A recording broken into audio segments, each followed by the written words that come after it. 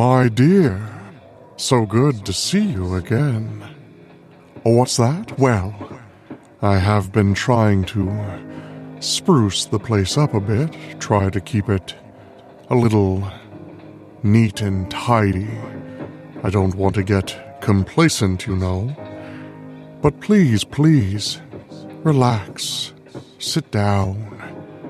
The fire is going hot. I know it may be the summer months, but it still gets chilly at night.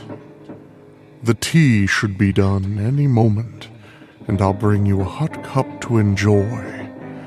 I myself have been feeling rather warm. I hope it's not another case of sea fever.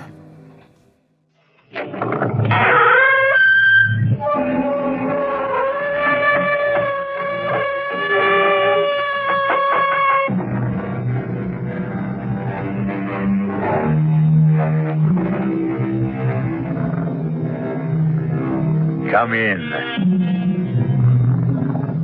Welcome. I'm E.G. Marshall. Welcome to the sound of suspense. Welcome to the fear you can hear. Even before Phoenicians first sailed out of the Mediterranean and opened up the seven seas to mankind, the rolling waters of the world have boiled from their depths some of the greatest stories of adventure, romance, and mystery. And of all the stories dredged up from old Davy Jones' locker, I think my favorite is the strange and seemingly insoluble puzzle of what happened to the Annabella. How best to start the story? Oh, yes, of course, why not? Let's read from the log of the ship that found the Annabella becalmed in the doldrums. August 7th, 1865. Log of the Penguin, Captain Brisket commanding. No wind again this day as we drive through the doldrums, moving by paddle and steam to find becalmed a merchantman named Annabella. No answer to repeated hails sent Mr. Bascom to board her. His report as follows. Not a living soul aboard. The boat's still snug in the davits. The captain's table freshly set for 6. The crew's meal warm in the galley. All shipshape. The log records an uneventful voyage with no clue as to why she should have been deserted. Not a living soul aboard. Not even a rat. What can be the answer to the mystery of this ill-fated ship? I cannot even guess. I fear no one will ever know.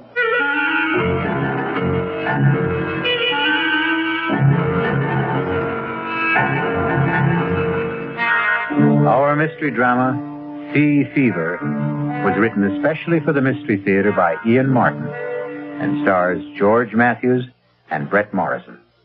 It is sponsored in part by the Kellogg Company, makers of Kellogg's Special K cereal, and by Anheuser-Busch Incorporated, brewers of Budweiser. I'll be back shortly with Act One.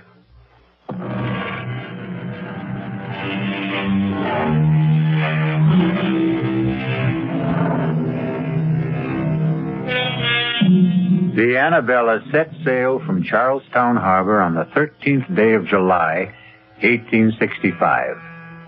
Her captain was Josiah Adams, a huge and forbidding giant of a man. And all the rest on board were as choice a crew of cutthroats, thieves, and murderers as you could set between bulkheads. There was one woman aboard and 19 men, including the cook and 2 passengers. And the mood of all of them was ugly. In the forecastle, the bosun led the grumbling. I tell you, Briggs, I saw them. 6 of them, running down the after hawser like old Nick was after them. 6 of them, Briggs. I don't like it. When the rats leave a ship, it's a nasty sign. No, I don't like much about this ship. 7 men on the crew shanghaied, no cargo aboard, and sailing on the 13th. Still, the pay is good. When we get it. If we get it. Now, you don't think we're the owner of all No. It ain't Mr. Ames that worries me. It's Captain Josiah Adams. Not much gives a turn, but he does. I'm big, but he'd make twice of me. More like an ape than a man. Strong as one anyway. Yeah. Or like a bull, as you might say, if the liquor hasn't rotted his vitals. He's got a scowl on him like the colic was at him. Colic? There's no colic that's eaten him. You ever seen him without his cap? Huh. How often does a forecastle hand see a captain bareheaded? What do you mean? It's when I piped Mr. Ames aboard. I went to his cabin to tell him the owner was on ship. He opened the door and I saw him. His head, bald as a white turnip, and his scalp as chewed up as the riptide off Chatham Light. I don't get you. They say he lost his last ship in Hudson Bay. He was washed ashore and found his way back to the States overland. The Indians caught him and... You mean... I scalped him. And he lived. You see? So that explains his sour face. He mightn't be a bad master at that. I wouldn't count on it. I think his heart is as black as his skull is white. Don't forget the rats. There's 4 bells. Your trick at the wheel. Let's not keep Mr. Peabody waiting. Come on. What more do you know? Why don't you ask the captain himself? I think you're full of wind. I'd best get to the helm. You're afraid to ask the captain, Briggs. Why don't you ask the mate? Just this way. Tell me, Mr. Peabody, where are we sailing with no cargo? Why did we have to Shanghai half a crew? Take a light there, Briggs. You're late. All bells sounded and gone. Stand to the wheel. Aye, aye, sir, Mr. Peabody. Mr. Peabody, sir. Yes? It's like I was wondering to myself, as it might be, where are we headed for, sir? Africa. The Gold Coast. I knew it. I knew it in my bones. You knew it? Why did you ask? It's blackbirding. That's what it is. Slave trade, ain't it? The slave trade is dead, I believe, Briggs. In America, legally. But not in Brazil. They still pay fancy prices in Brazil. That's what it is. I might have known. And if it is, would you object? Me? Not if the pay is high enough. One question, sir? Any further questions or answers you'll have to get from the captain. Mr. Ames or his fellow passenger, Mr. Rogers. After you've stood your watch. They're in the cabin if you'd care to risk it. Ah, sir. So it's blackbirding, eh? Just what Christopherson guessed.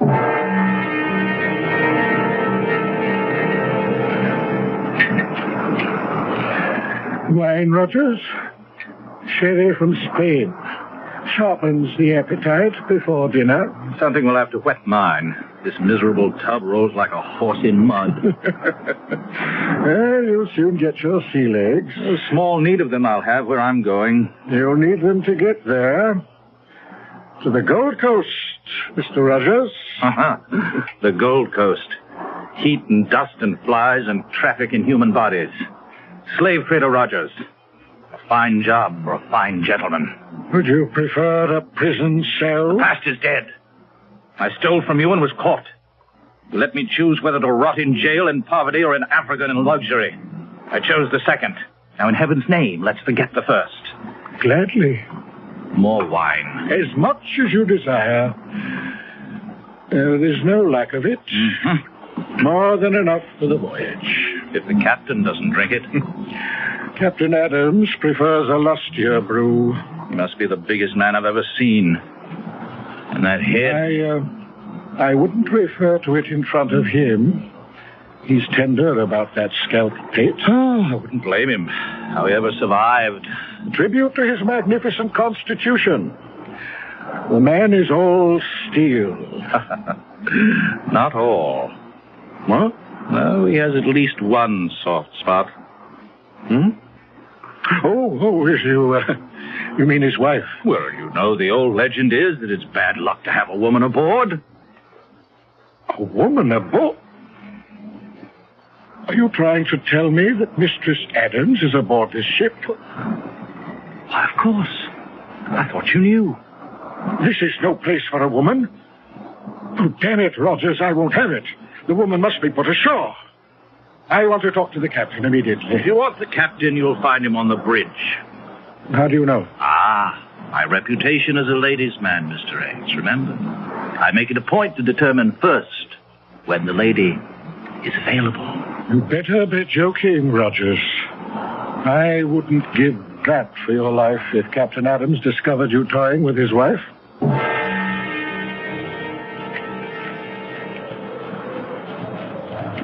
Wind's freshening, Captain. That's God's worry and mine, Seaman, not yours. Hold it to the point. Aye, aye, sir. Captain Adams. What is it, Mr. Ames? A word with you, sir. No. What? You heard me, and get off my bridge.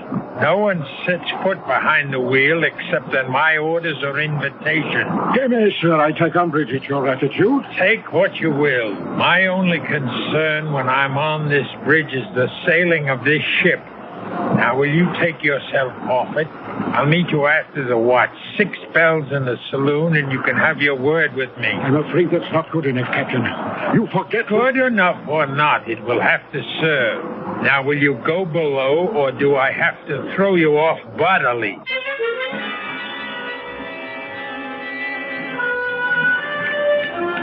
What time is dinner, cook? Oh, Captain says 6 bells for you and Mr. Rogers and the mates. He and his lady will eat later. Oh?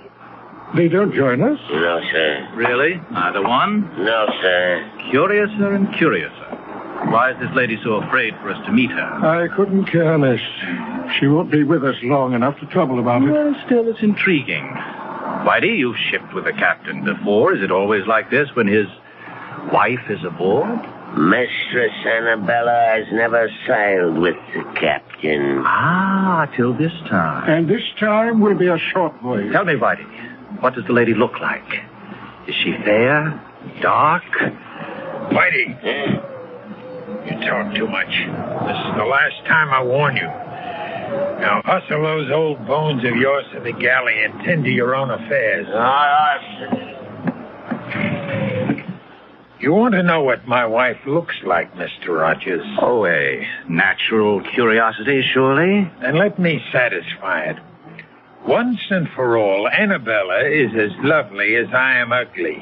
And we are not to meet the lady? No, we dine alone, tonight and always. One further word to you, Mr. Rogers. My wife is on board this voyage because I've decided that I will never go anywhere without her, nor will she go anywhere without me. We cling to ourselves, Mr. Rogers, and need no other companionship. I want you to understand this very clearly. You need have no fears for your wife's privacy. But by tomorrow, I want her off this ship. What? I'm ordering you to turn about. You could have saved time and trouble had you let me tell you earlier on the bridge. Turn about for where? Back to port. I don't want your wife on board. This voyage has begun. The course is set, and it will not be changed. May I remind you, Captain, that this is my ship? This is my ship, Mr. Ames. My ship. From port to port. Your ship in the harbor, mine on the sea. My ship. Here I give the orders. Here I expect to be obeyed. In the name of all that's reasonable, man, in view of our business, can't you see this is no place for a woman? There's only one place for Annabella. My wife remains at my side. But on a slave ship. By my side, do you hear? By my side. Now, we'll hear no more of this. For by the living God, owner or not, I'll clap you in irons. So began the voyage of the Annabella. Distrust and fear below and 'tween decks, with bad luck holding in the shrouds like a storm gathering. Her bow cut the water with good speed, but it was towards the wake the crew's eyes turned. For the legend is that Davy Jones swims the wake of any vessel marked for his locker on the bottom of the sea. I'll return shortly with Act 2.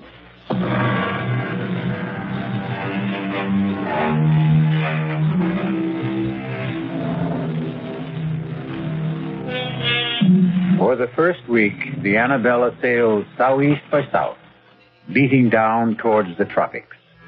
The crew still grumbled, and Rogers strove to drown the irresistible temptation to try and catch a glimpse of the captain's wife by drinking steadily.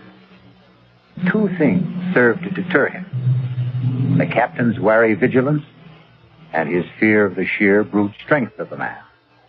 But once the ship veered due east and the mounting seas demanded more and more of the captain's time on deck, Roger's courage and desire began to grow.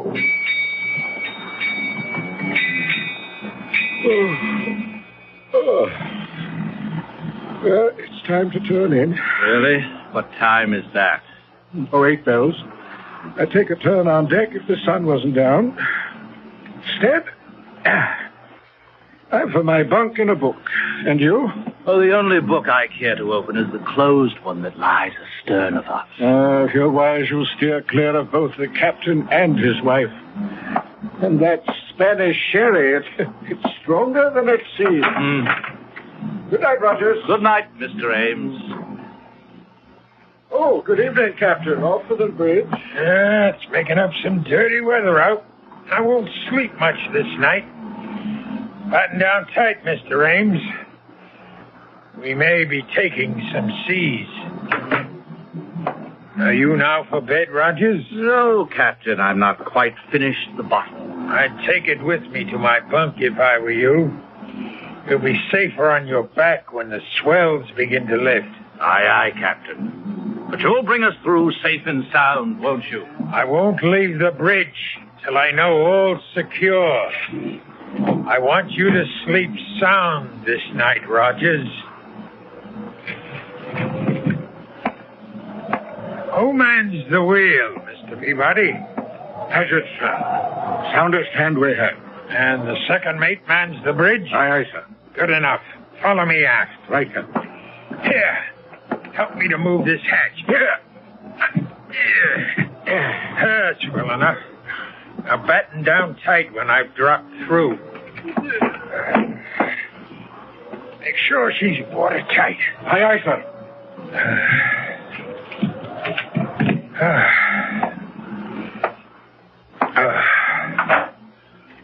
Who's that? Who's there? Oh, Josiah. I thought you were going to the bridge. I intended you to think so, Annabella. Disappointed to find me back so soon? Disappointed? No. But how did you come back? Through the stern hatch. But why? I had my reasons. You're sure you're not disappointed that I returned? No, dear. You don't find it lonely shut in here in the cabin? Well, sometimes. I'd like to go on deck and feel the fresh salt breeze on my face. And meet the crew or the passengers, perhaps? Perhaps. At least the passengers. The owner of the ship and... Mr. Rogers, isn't it? You know his name. Whose name? Rogers. You said it just now. How did you know his name? But you've mentioned it to me yourself, Josiah. How else would I know? And you love me, don't you? Of course, Josiah. And you'll never leave me? Never. Oh, forgive me, please, my dearest. You mustn't mind my jealousy. At Rogers, I see that look in his eyes. A hunger. A burning hunger for the sight of a woman and the feel of her body beneath his hands. Annabella, you knew his name. If you've been deceiving me... I've never even seen the man. How can you accuse me of ever forgetting I'm your wife? How can... What is it? Someone's coming to the cabin. Who is it? I don't know. Who is it? Josiah, what's in your mind? Whoever it is, I swear... Go in the inner cabin. But you... Do as I say. Very well, Josiah. Mistress Adams, are you alone? Come, I know you are. I saw the captain off to the bridge for the night. Will you allow me to introduce myself? Thomas Rogers, gentleman, at your service. Can I persuade you to share tonight's vigil and join me in a glass of sherry? Oh, how kind of you. The sight of a pretty face. A pretty face, Rogers? Captain Adams. Mine was not the face you expected to see. Oh, you see, I thought you'd gone to the bridge. So you did. Won't you come in? Well, I think... Said come in. You wanted to meet my wife, didn't you? Well, yes, I must... But not with me present, right? Believe me, Captain, you do misunderstand. Oh, no, Rogers. The misunderstanding is all yours. Your first sea voyage, you said. You should have said your last. No. In the name of God, my wife. Do you hear me? Mine, and no one shall touch her but me. No one will take her from me. No one. What happened? I heard... Oh, you killed him. I should have snapped his neck like a chicken. I wanted him to suffer. But how could he? He was nothing to me. No one shall have you but me. Josiah, aren't you afraid? Afraid? The owner, the crew, everybody on board. When they find out... They won't find out. No one knows he's here. He'd make very sure of that. His body will go out the stern window and into the sea. Men have fallen overboard on a rough night like this, especially drunken men. No one will know what happened to him except you and me.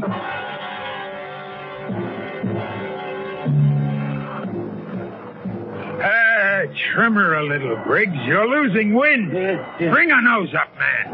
God bless you for a clumsy fool. Here, let me have the wheel. Aye, sir. Your eyes, you've lost way on her. Sorry, Captain. The wind just veered a couple of points. Sailor should smell a wind change. Yes, but I Save your excuses. Do you think you can hold her on this tack? Just try me, Captain, sir. Here, then.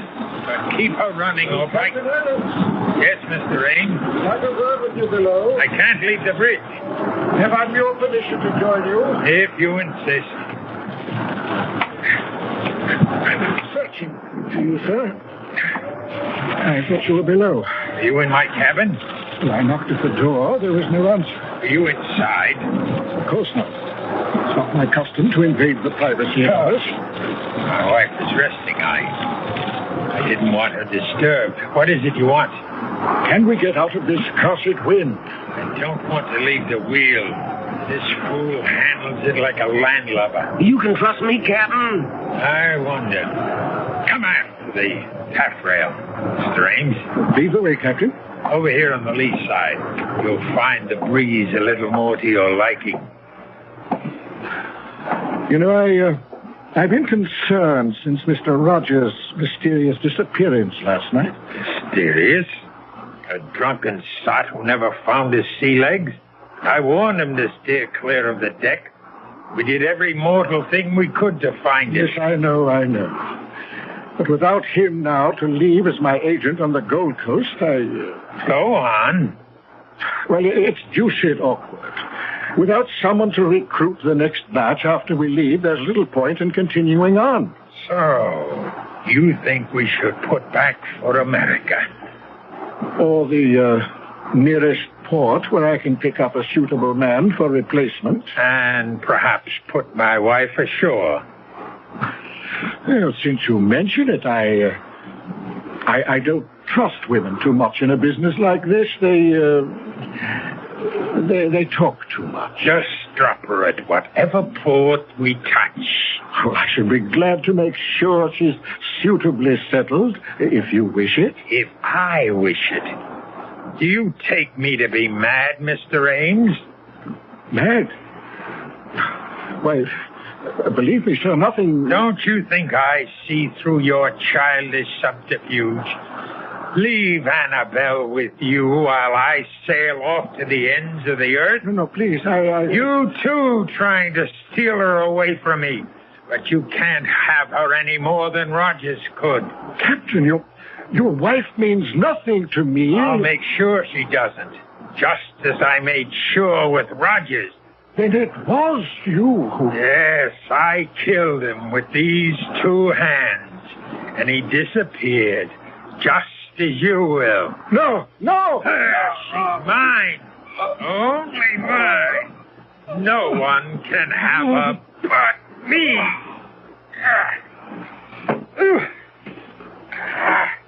Into the sea, Ames, like Rogers.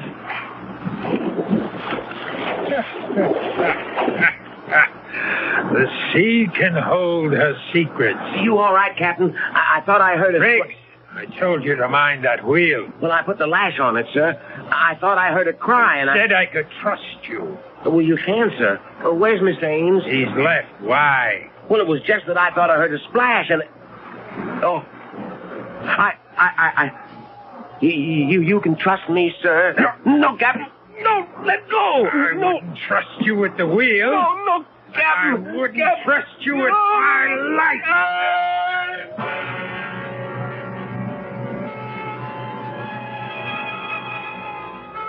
2 more overboard.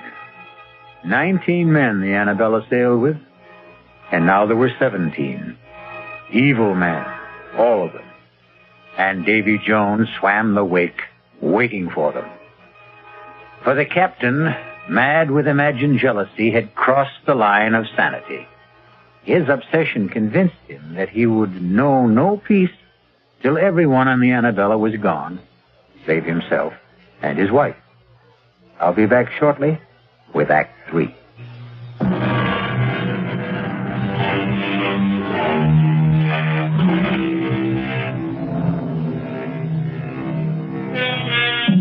The squall that blew up so suddenly on the Annabella proved to be a full-fledged hurricane that so fully occupied all aboard that there was no time to question missing men.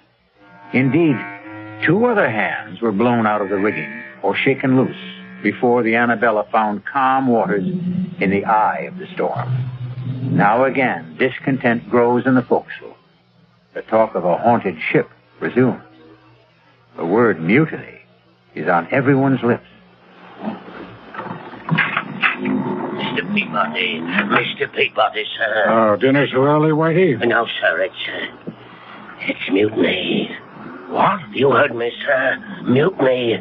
And about to break out. Ah, Whitey, forecastle grumblings. You know it's all talk. They wouldn't dare. Mr. Peabody, sir, I've been at sea, man and boy, for over 60 years. I know when it's talk. They say the ship is cursed. Who says? The bosun, sir, Christopherson. He says he saw the rats leave the ship before we sailed. And for an old wives' superstition, he's ready to mute. It's a great deal more than that. There's 5 men lost already. I'm aware of that. And most of all, it's the captain's wife. Bad luck with a woman aboard, particularly one that he keeps it away. Well, do they expect the captain to parade his wife in front of common seamen? No, sir, but they wonder. Wonder what? Some say she's a witch, that she's ugly as sin. And some say she's sick of the smallpox. Smallpox? It's aboard, sir, I'm feared. Now you do allow me. I'd best have a look at him. If he has it, he has it. I'll put him in the lazarette so it don't spread. The first thing is the mutiny, sir. That has to be stopped. It has to begin first. It'll begin unless the captain puts about. You know how much chance there is of that. You of all people. Yes, I've sailed with the captain before. I always found him a hard man, but a fair man. Not this voyage. Something happened when he brought his wife aboard. He's not the same man. I think the captain means to kill everyone, as he did the owner, and Rogers, and Briggs. Aye, and even Paget and Breen. And we're blown out of the rigging. Perhaps, sir. Perhaps the captain shook 'em loose by luffing. Whitey, I think you're the one whose brains are scrambled. The men were lost overboard. And the 2 passengers and Briggs. Rogers fell over, obviously drunk. A wife took the other 2. Then why is there not one mention of any of them being lost in the ship's log? That's kept in the captain's hand. How could you know that? It was writing in it. here in the saloon last night. I was clearing the table. He left to get fresh ink, and I looked at it. You can read? In 60 years at sea, a man has a lot of time on his hands. I taught myself long ago. You're sure of what you're saying? On my oath, sir. And by God, we'd better turn back. Now. Not risk my neck to the hangman's noose by mutinying. Maybe if you was to speak to the captain's lady, she's the only one to influence him. By damn, you're right, Whitey. Look, go hold off the crew till I see if the lady will come to our help. Aye, Mr. Peabody.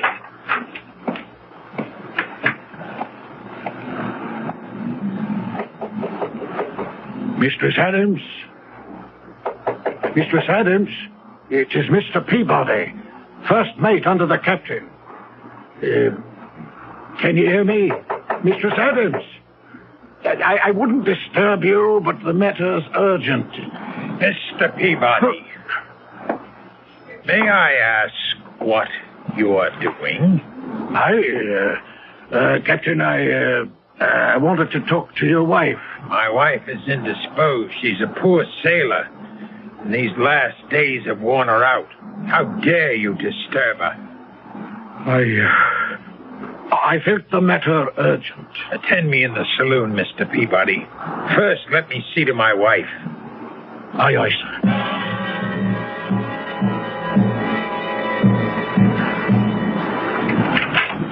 Fortunately for my peace of mind and your welfare, you did not wake Mistress Adams. Now, why did you wish to see her? Well, I didn't think you'd be willing to bring the ship about and head for home. You're quite correct. I would not. Feeling sure of that, I hope to enlist Mistress Adams' aid in persuading you to change your mind. That was the only reason you chose to disobey my orders? That no one was to approach my wife? What other reasons? What other, indeed? Why would you be so anxious to turn for home, Mr. Peabody? Because otherwise you face a mutiny, Captain. Mutiny? Ha, ha! Aye, damn. I could ask for nothing better than to cut down some of the forward scum. If I didn't wear my pistols at all times, I'd have a knife between my ribs before this. Mutiny, eh? And if they do, where do you stand, Mr. Mate? I'm an officer, sir, but unarmed.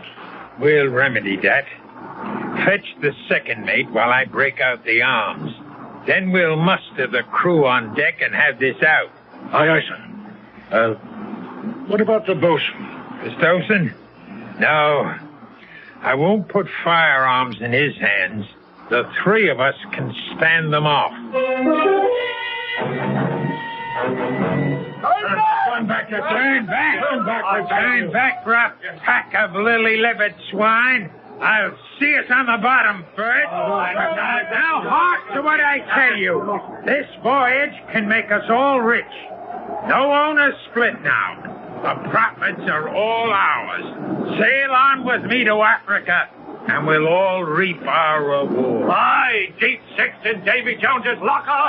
Speak for yourself, Mr. Christopherson, or all. Or for both. This ship is cursed. Turn back and we'll make it happen. You question my orders? I'd say to hell with your orders. Mr. Peabody, sir, you know what's happening aboard this ship. We'll sail under you. Will you stand by us, sir? Well, Mr. Peabody, where do you stand? You see where my pistol is aimed, Captain? At me. I suspected something like this when I found you below at my cabin. What would you do now? I'll ask for your pistol, sir. I'm taking over the ship. But I guarantee you safe conduct home. And my wife? Your wife, too, of course. And if I refuse? Don't make me pull this trigger, sir. That's just what I intend to do. Don't come any closer. You fool! Do you think I'd have handed you a loaded gun, knowing what was in your mind? Punishment or mutiny is death. Well, who's next? Who else wants to go on trial? I thought so. We'll smell the wind. The hurricane's coming back. To the rigging, all of you. And reef sail or by heaven. Reef them yourself, old baldhead. We've taken our last order from you, you murdering devil. Go back to your cabin and tell your wife. I warned you, Christopherson. Captain Josiah, some are armed. You should never have started this. Never started it. It's just what I want. I want to be rid of you scum. Now I have my chance. Turn back to where I will lose Annabella forever. Never! Never!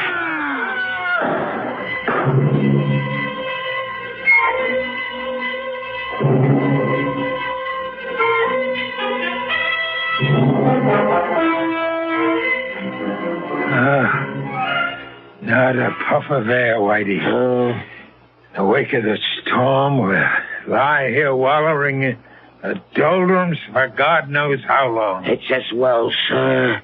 There's scarcely enough men left to sail the ship. And what there is dog-tired and half alive. How many left? Timmins died this morning. 4 killed in a mutiny. 1 more lost overboard. And Rudge, who died in a fall from the crow's nest. That leaves 5, sir. Are they counting you, Whitey? You're counting me. 5 of you still between us. We're woeful short-handed, sir. Yes. I have a mess cooking for the crew. Can I sit him down to eat? Huh? Eat? Oh, yes, of course. We must all eat. But first, serve all hands a double ration of grog, including yourself. I'll put a cask of rum out in the saloon. Oh, sir. Before you serve the crew, though, set the table in the saloon. Yes, sir. For 6. For 6, Captain? Certainly. The passengers, the 2 mates, myself, and my wife. Oh, at last, my darling, I can bring you to the table as befits a captain's wife, for they're all dead. We have nothing to fear from them anymore. Only 5 left, and they'll be gone soon, Annabella. You understand, don't you? It's all to keep you, to hold them from taking you from me, beloved, to hold you forever. Josiah? Anne, what are you doing on deck? I'm looking for someone I once knew. Who? Josiah Adams. You? But I'm here, Annabella. Here. If only you were. The Josiah I knew. I still am. With the blood of all those men you killed on your hands. They stood between us. And the ones that were left, whose drinks you poisoned, who are dying now. I had to kill them so we could be together always. Don't you see? That's what's tearing us apart. What were any of them worth to deserve to live? Blackbirders and thieves, riffraff and murderers. They stand between us no longer. Only one thing stands between us, Josiah. Why are you too blind to see? No, Anne. No, I took you from America with me. We can be safe on the other side of the world. I can sail the longboat, just the 2 of us across the seas. We can scuttle the ship. And even if she were raised, no one would know her secrets. I've kept the log as though the voyage was calm and uneventful. Let them find the ship. We'll be gone. Tonight, at last, you can dine at the captain's table, as you always should have. And then we'll sail away. No, Josiah. Search your heart, and you know it can never be. It's all a dream. It's all a dream. Never, Anna, speak to me. Answer me. Call for her, Captain. Call for her. Whitey. Don't be afraid. I'm still alive, but not for long. I thought you were a ghost. No, only one ghost sailed with this ship. Quiet. You can't scare me anymore, Captain. I'm dying. But your wife... What about my wife? She's dead, Captain. No! She always has been. Long before we ever sailed. No. Yes. Killed when the Indians got you. Dead for over 2 years. No. It had to be, Captain. It had to be. There's nobody in your cabin. Never has been. Don't you think I didn't know? Didn't I see her die before my eyes? But I cheated death, and I cheated him of her.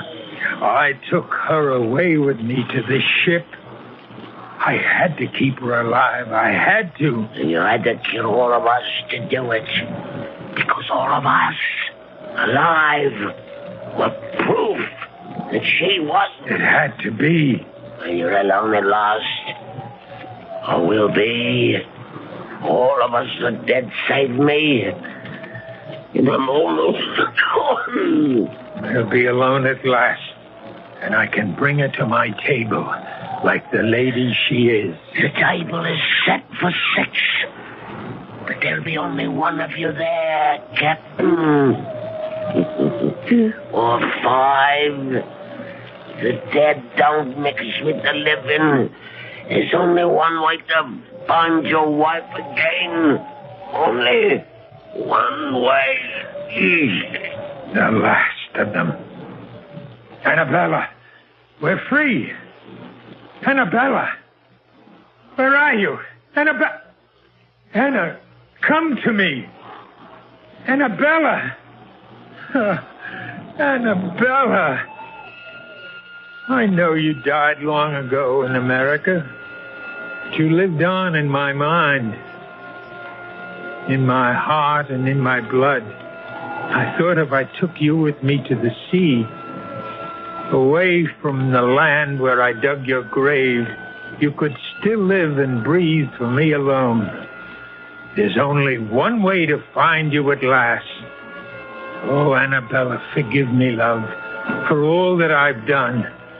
I'm coming home to you.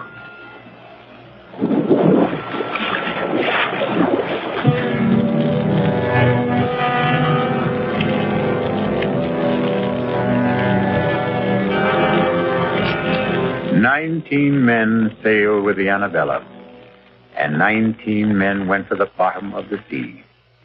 The ship weathered all the storms.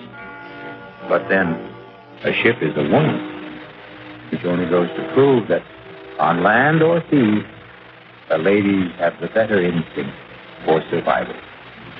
I'll be back shortly.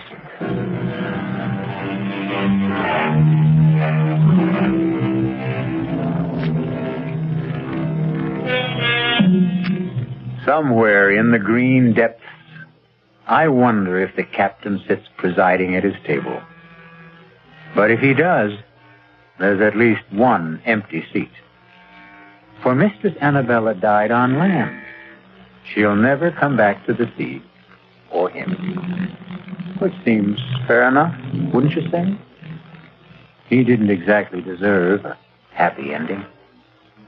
Our cast included George Matthews, Brett Morrison, Marion Seldes, Leon Janney, and William Redfield.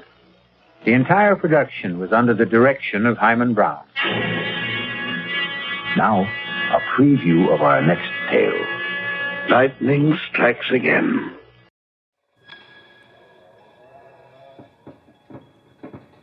My dear, you seem to be enjoying yourself, well, at least in the way that we enjoy the dark. Let me see about that tea. Ooh, it is a bit hot, but I think it might be just right for you. A little time, a little fire, and before you know it, it's what you desire. Oh. Now, where is that young man? The one with the cream tarts?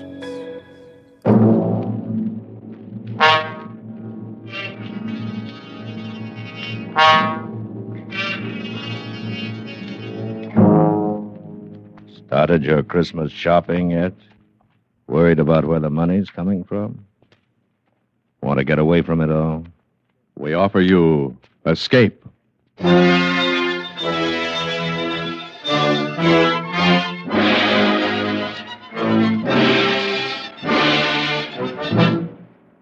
You were seated around a green felt table with a dozen desperate men, waiting for the turn of a card. If it's the ace of spades, you will be next. And you desperately desire the impossible. Escape. Escape. Produced and directed by William N. Robeson, and carefully plotted to free you from the four walls of today for a half hour of high adventure. Tonight we escape to London of the last century. A London of gas lights and hansom cabs. A London where a gentleman still valued his word of honor above his life. A London of which one terrifying incident is recorded by Robert Louis Stevenson in his unforgettable story, The Young Man with the Cream Tarts.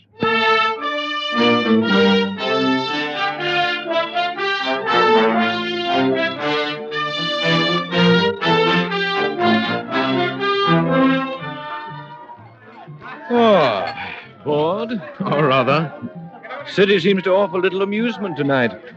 Well, bottoms up. Let's be on our way. Righto.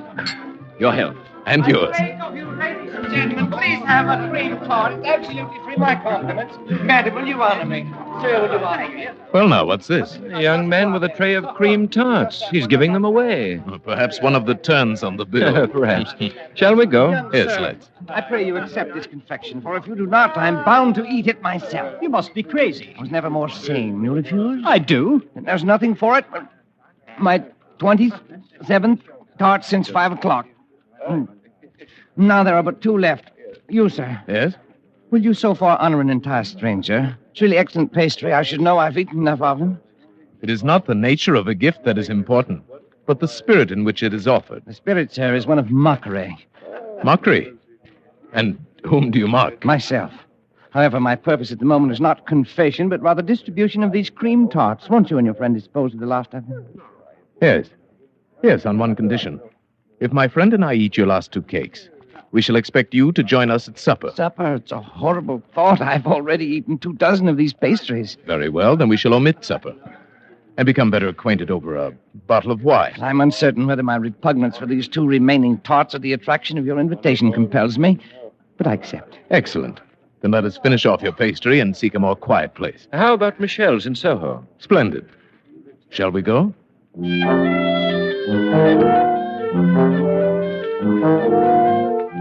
An excellent restaurant, excellent wine, and two excellent friends. I drink to your health. And we drink to yours. I'm sure you will understand my curiosity. But you are curious. Naturally. Although I suspect that your story is probably a silly one. Oh, indeed. You may rest assured that we are two of the silliest men in England. My name is Godall, Theophilus Godall, and my friend here is Major Alfred Hammersmith. I like you, Mr. Godall. And you, Major Hammersmith, though I suspect those are not your right names. It is of no importance. Exactly, nor is my name, so I will not divulge it. Although I see no reason why I should deny you my story. It's brief and foolish. Pray tell us, then. It's an oft-told tale. A modest fortune which I squandered in the usual ways at cards, the horse races in Paris. Then 2 months ago, I met a young lady exactly suited to my taste in mind and body. My heart melted. I was in love too late. Yesterday, my solicitor warned me that I had but £100 left in the world. 40 of these I used last night for a special purpose, and I have agreeably spent the day disposing of the remaining £60 in as foolish a manner as I could devise. And the future? The future has been taken care of by the £40. Is it not odd that we three should have met by the merest accident in so large a wilderness as London, and be so nearly in the same condition. Yes. Major Hammersmith, I was thinking the very same thing. What's this? Are you two also ruined? Is this bottle of excellent wine the last folly, like my cream tarts? Very nearly so. I'm perhaps a week behind you. I still have a few banknotes in my wallet, however. Here now, this bill will take care of the bottle of wine, and the others I throw into the fire. Oh, no. You shouldn't have burned all of them. You should have kept 40 pounds. 40 pounds? Why? Why not 50 or 70? For to my certain knowledge, there were more than 100 in his wallet. It was only just 40 pounds he needed. But without them, there is no admission. The rule is strict. What do you mean? I have not yet completely emptied my pocketbook. You are not fooling me. You are indeed ruined men, like me. Oh, indeed. Could you muster 80 pounds between you? Well, let me look in my wallet. Yes, 80 and a little over. Then you're indeed most fortunate. 40 pounds each is the initiation fee of the Suicide Club. The Suicide Club? What the devil is that? The Suicide Club is death's private door. It's the ultimate convenience in our modern world. It exists for unfortunates like us. Those to whom the painful agony of corrosive poison is distasteful. For those whose courage fails them when the cold muzzle chills the forehead. For those whose fear of drowning is greater than their compulsion to die. For these sensitive misfits, the Suicide Club ranges every detail. If you're truly tired of life, I will introduce you tonight to a meeting, and I can assure you that within the week you will be relieved of the burden of living. What do you say? It's more serious than a cream tart, and I suspect more palatable. More serious, certainly. So I wonder if you would give Mr. Goodall and me 5 minutes alone to discuss it. Certainly. I shall wait outside. Your Highness, this adventure must stop here. Nonsense, Colonel Geraldine. I propose to see this through. See it through to what? Death? You forget your obligations, not only to yourself, but to your country. Prince Florizel of Bohemia cannot risk... Tonight I am plain Mr. Godard, and so I propose to remain. And please remember, Colonel Geraldine, under no circumstances are you to betray my incognito. But, Your Highness... We have survived graver adventures than this one promises to be. And now, Colonel Geraldine, let us pay our bill and accompany our young wastrel to death's private door.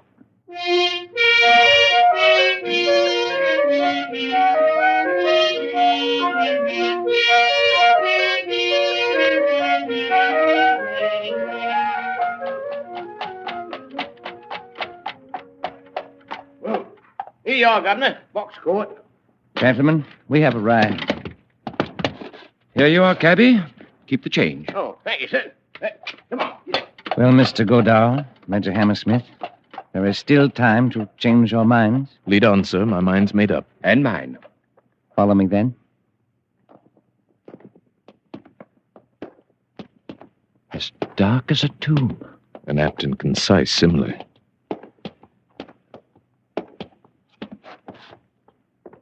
Here we are, gentlemen, at death's private door. Shall we enter? Pray, let's.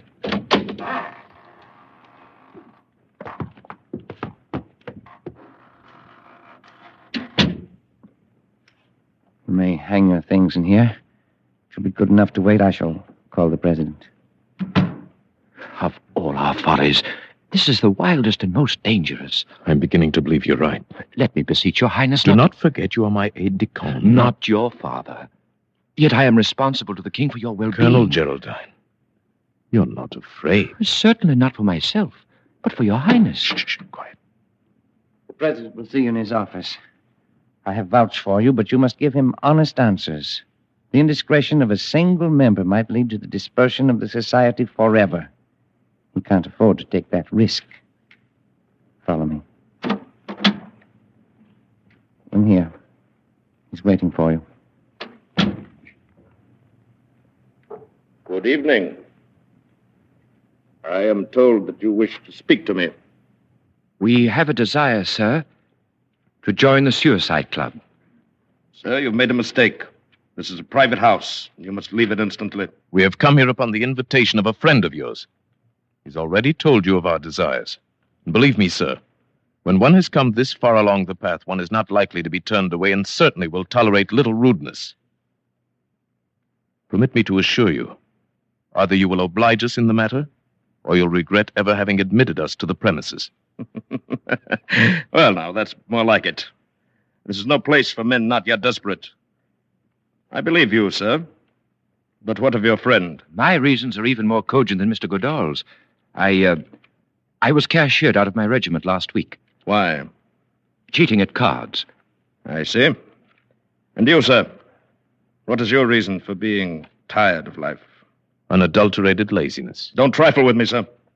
You must have a better reason than that. I have no more money, and I'm much too lazy to come by any. If I did not have a great deal of experience in these matters, I would turn you down. But I have learned that the most frivolous excuses for a suicide often cover a deep and lifelong desire for self-destruction. Thank you for your understanding, sir. Very well. To business. I shall read you the oath of membership to which you will each subscribe. I swear to obey without question the instructions of the president of this association or any of his appointed deputies. Realizing that desirable death could scarcely be a penalty for violating this oath, I am aware that any violation will be met at the discretion of the president by those means deemed suitable by him. Namely, excommunication from the church, loss of whatever honor still attaches to my name, and, or, when necessary, violent reprisals against my bereaved family. In full knowledge of the sacredness of this oath, I subscribe my name. Well, gentlemen? You are in a position to enforce those penalties. I am. Hand me the pen. My friend. The pen, please. Major Hammersmith. Thank you. That will be £40 apiece, please. Here you are. Thank you. And now, would you like to join the members in the smoking room? Indeed, we would. This way, please. Just make yourself at home. Everyone's quite informal here. If you'll pardon me, I have some other matters to attend to. Come along, Major. Let's mingle with the company. Your Highness. Be quiet. Oh, there you are. You got in all right, I see. Naturally.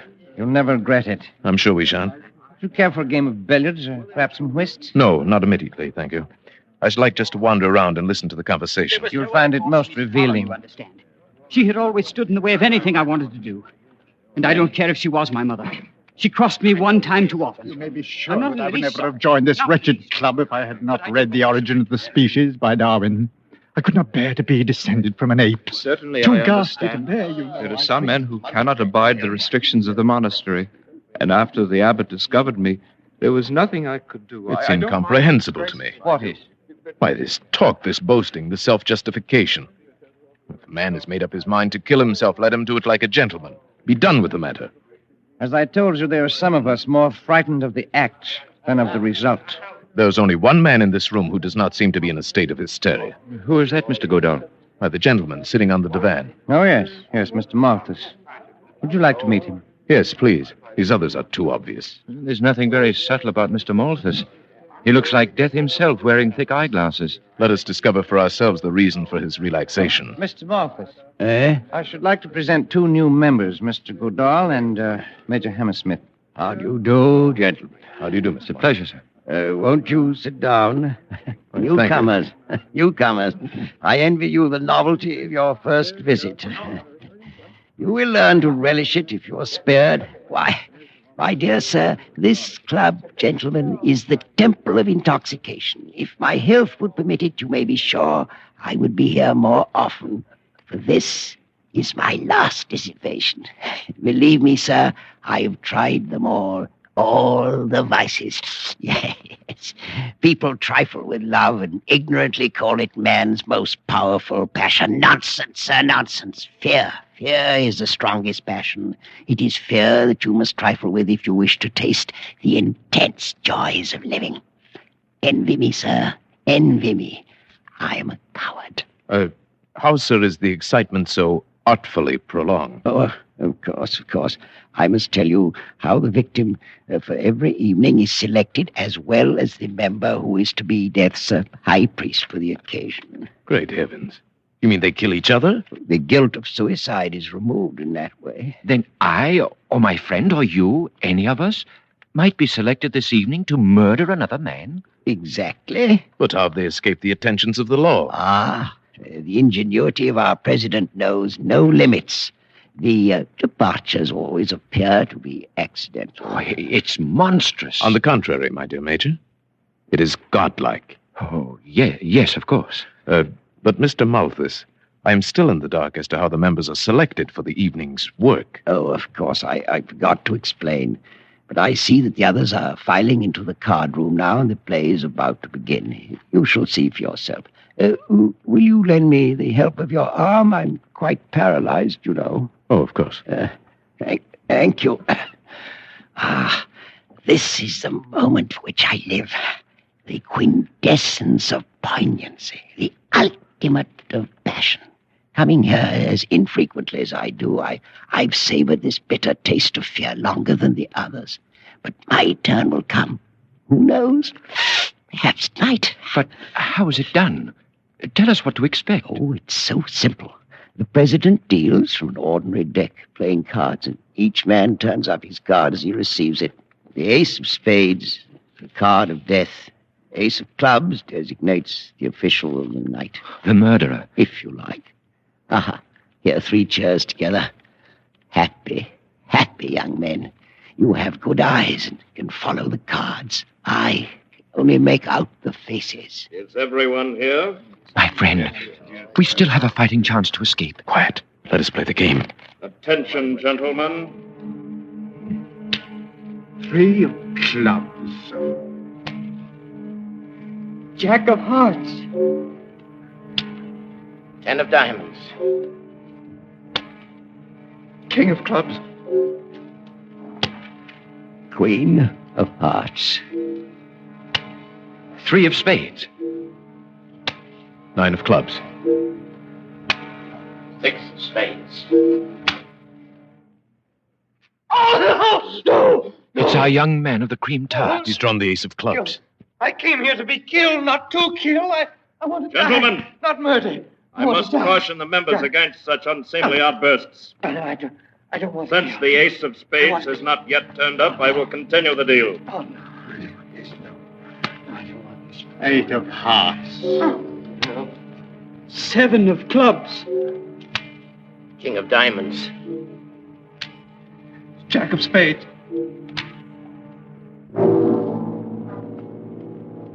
Ace of spades. Mr. Malthus. That concludes the play for the night, gentlemen. Will the member who drew the ace of clubs come to my office for his instructions?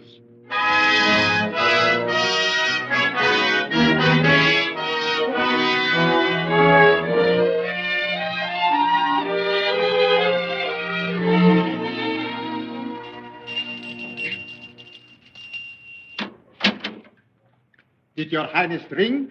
Yes. Good morning, Roderick. Good morning, sir. Oh, I shall have my breakfast in bed this morning. Yes, your Highness. And Colonel Geraldine has been waiting for you to awaken. Oh, very well. Show him in. Thank you, your Highness. Colonel, His Highness will see you now. Good morning, Geraldine. Sleep well? Not too well.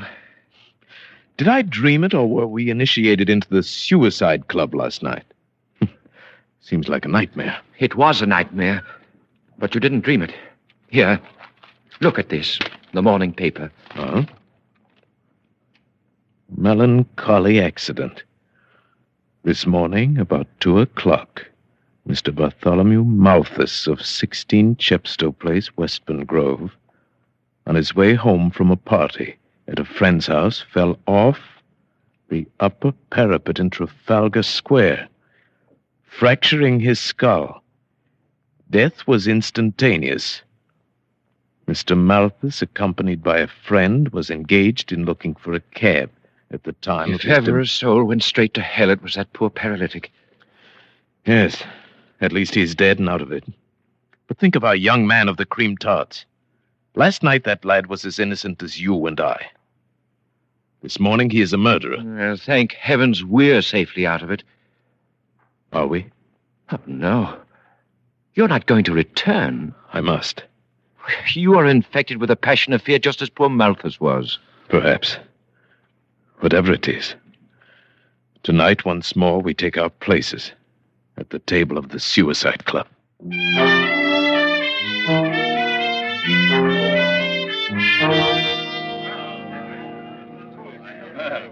Good evening. Good evening, Mr. Goodall. Back again to try your luck? Yes, indeed. And Major Hammersmith? Good evening. You are to be congratulated, sir, on the matter of Mr. Malthus. Very neatly handled. Thank you. But I shall miss poor old Malthy. He was a man I could talk to. Yes, your bereavement must weigh heavily upon you. Indeed it does, sir. But then it's all in the game. And now, you will pardon me, we will sit down to play directly. The fiend. The foul fiend of hell. Steady, my friend. Once more, let me plead with you. Leave this evil house before it's too late. You're very tiresome tonight. Oh, here's our young friend of the Cream Tarts. Good evening, old chap. Oh, Mr. Goodall, Major Hammersmith. Oh, how I wish I'd never brought you to this infamous place. Oh, leave. Leave while your hands are still clean. But our oath. We could not go back upon our oath. Well, renounce it. Forget everything. Let them do their worst, but leave. Leave before it's too late. If you could have heard the old man scream as I pushed him from the parapet, the crunch of his brittle bones as he thudded to the pavement. Yes, I perceive the dealing is about to begin. Shall we go in? Yeah. Mr. Goodall, if you have any kindness in your soul, wish the ace of spades for me tonight. There's nothing left for me but to die. Attention, gentlemen. 3 of hearts. Queen of spades. Ace of diamonds.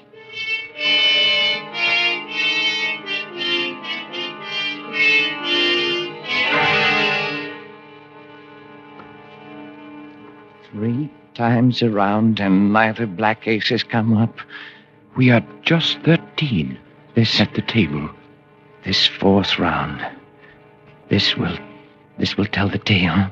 And I am next to last.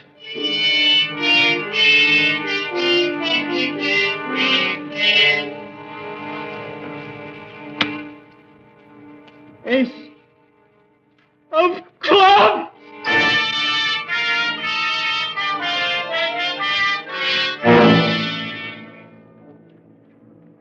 Only 4 more cards. King of spades. Oh, pray for me, Mr. Goodall. Pray for me. I have 1 chance in 3. Pray that I get the ace. 6 of diamonds. And now, I have 1 chance in 2. My friend, don't. Silence.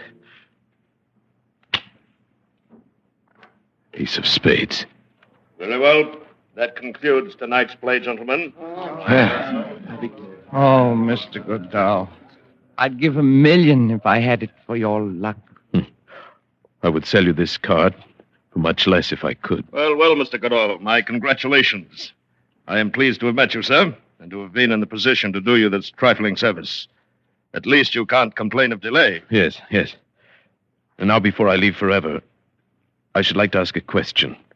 A purely hypothetical question, of course, since I am not a man to go back upon my word. But you wonder what would happen if you did. If upon the turning of the card you had changed your mind and now wish to live? Precisely. Suppose my friend, Major Hammersmith, and I elected to ignore our oath. Suppose we began by tearing this place apart.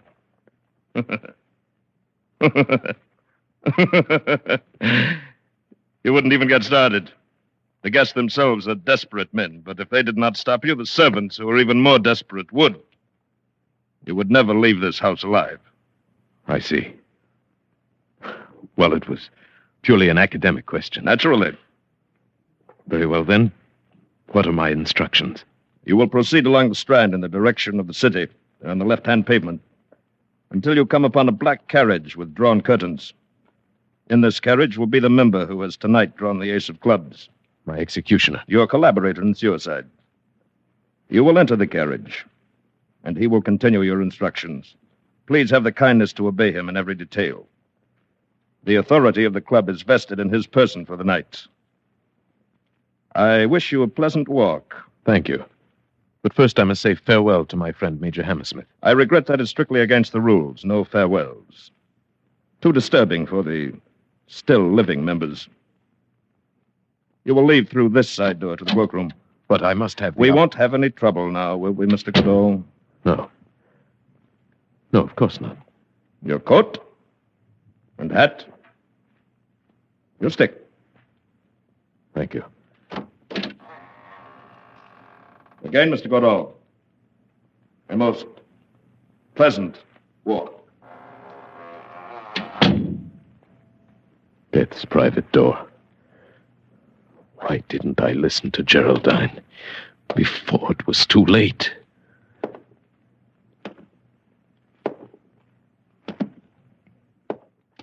All right. What is this? My instructions are to meet the coach in the Strand. You'll take this coach right now. Get in with you. All right. Take this one away. Your Highness will pardon the violation of his person. Geraldine. Oh, my friend. It was quite necessary under the circumstances. As soon as you turned up the ace of spades, I slipped out of the house to prepare for your escape. But how did you manage it? When I realized I could not dissuade you from attending the club tonight, I retained the services of a certain capable and reliable private detective. But His secrecy has been bought and paid for. His men are now raiding the suicide club. The members will be removed to your townhouse, where it remains for you to pass judgment upon them. That I will gladly do, and with the utmost dispatch.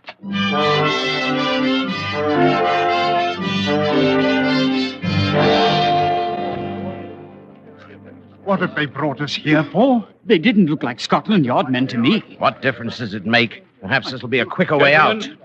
Gentlemen. Why, that's my friend, Major Hammersmith. His Royal Highness, Prince Florizel of Bohemia. Bohemia. Why, that's Mr. Godard. Always thought there was something odd about those two. Gentlemen, tonight we have removed you from a house of death to a house of life and hope. Those of you who have come to your present condition through lack of fortune will receive employment and remuneration from my treasury. Those who have been driven to this unnatural solution of their problems by the agonies of guilt must find amnesty from a power greater than mine. Power that eternally promises the forgiveness of sins, no matter how grievous. Only one of you is truly evil, and him I shall deal with myself. Where is he? Where is the president of the club? Colonel Geraldine. Why, he should be here, Your Highness. Begging Your Highness' pardon. Who's this man, Geraldine? The chief of the detectives. Yes? What is it? Was you referring to the sallow chap with the sawed whiskers and a black suit? Yes, that's the one. The president of the Suicide Club. Where is he? He ain't here. Why not? Well, when we broke into the little office down there at the club, we found him sprawled over the desk with a little empty bottle in his hand. He'd committed suicide.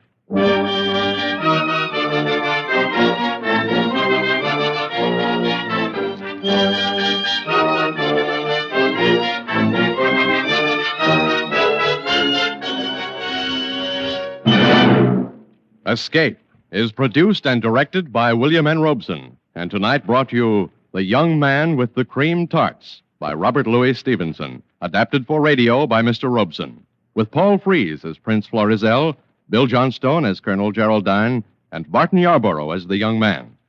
The special musical score was conceived and conducted by Cy Feuer. Next week... After you've put in a tough day at the office or leaning over a hot stove, when your four walls seem to be closing in on you, next week when you want to get away from it all, we offer you escape. This is CBS, the Columbia Broadcasting System.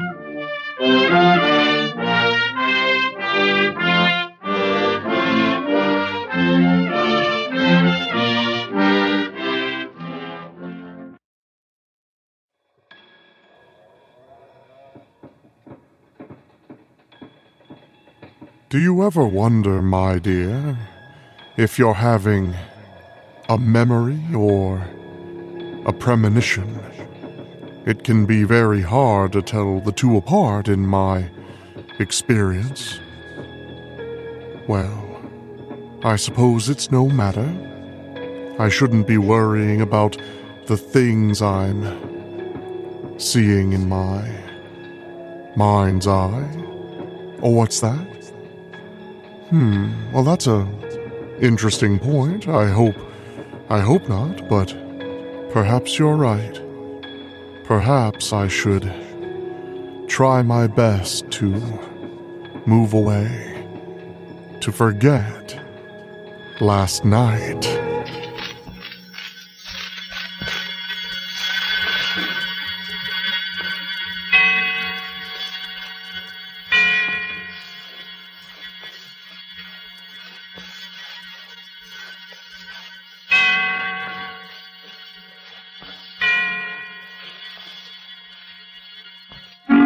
Suspense.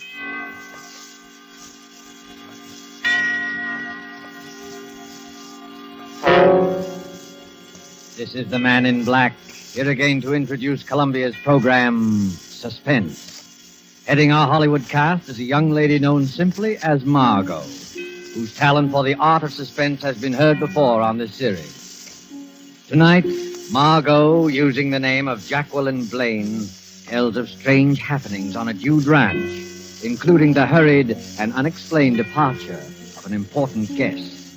Appearing with Margot is Mr. Kent Smith, a newcomer to our microphone, as Gil Blaine, a young man forced by unrelenting circumstances into many odd and mysterious actions. Margot will soon be seen in Behind the Rising Sun, and Ken Smith is currently appearing in This Land Is Mine, both RKO radio productions. The story by Cornell Woolrich called Last Night is tonight's tale of suspense. If you have been with us on these Tuesday nights, you will know that suspense is compounded of mystery and suspicion and dangerous adventure. In this series are tales calculated to intrigue you, stir your nerves, to offer you a precarious situation, and then withhold the solution until the last possible moment. And so it is with The Last Night and the performances of Margot and Kent Smith. We again hope to keep you in suspense.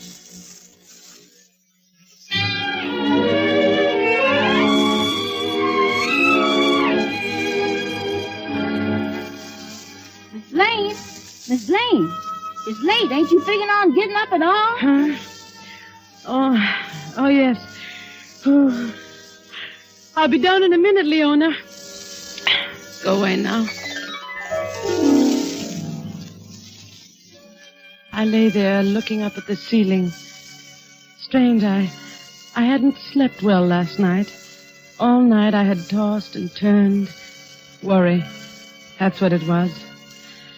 Worry. The weekend was over, and Gil and I hadn't raised the $2,500.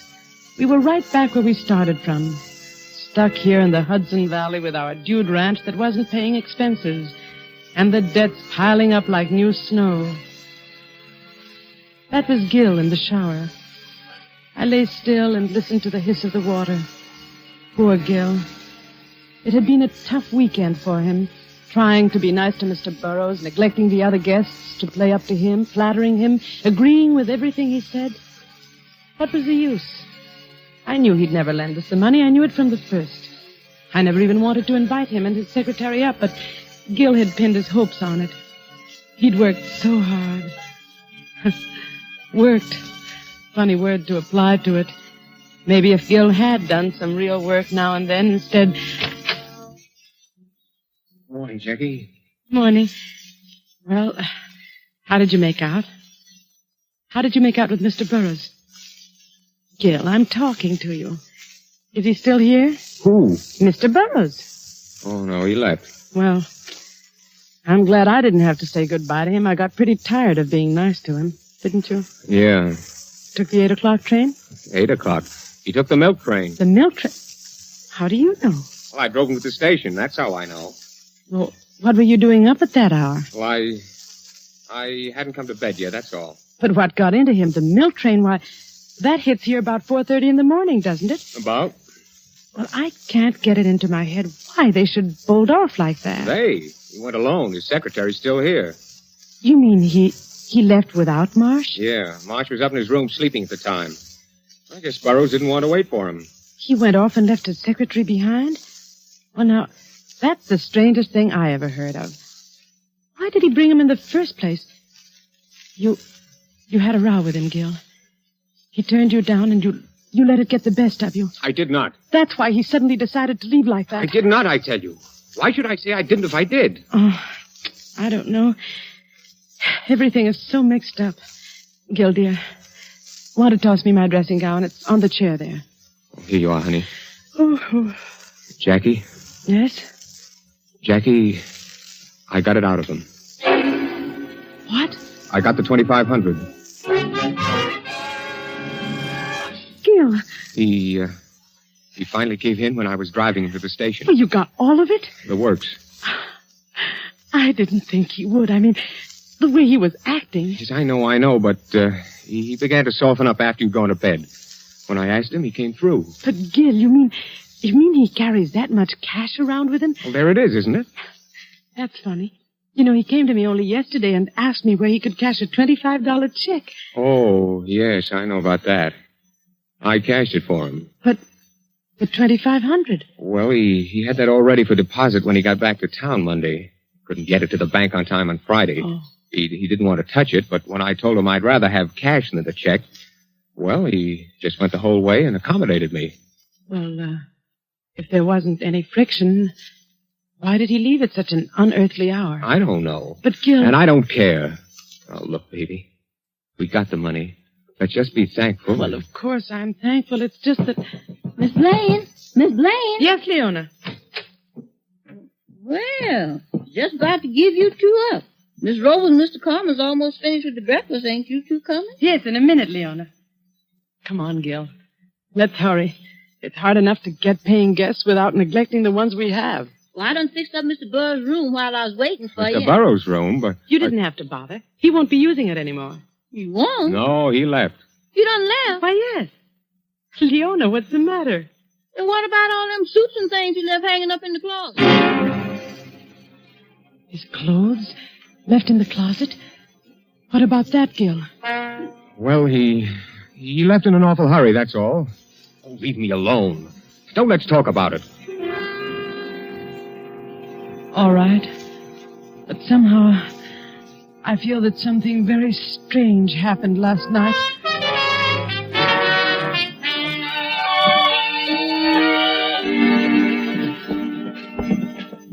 That's what happened, Miss Nichols. I told him I wouldn't take any more stuff from him. Next time he tries it, it'll be too bad.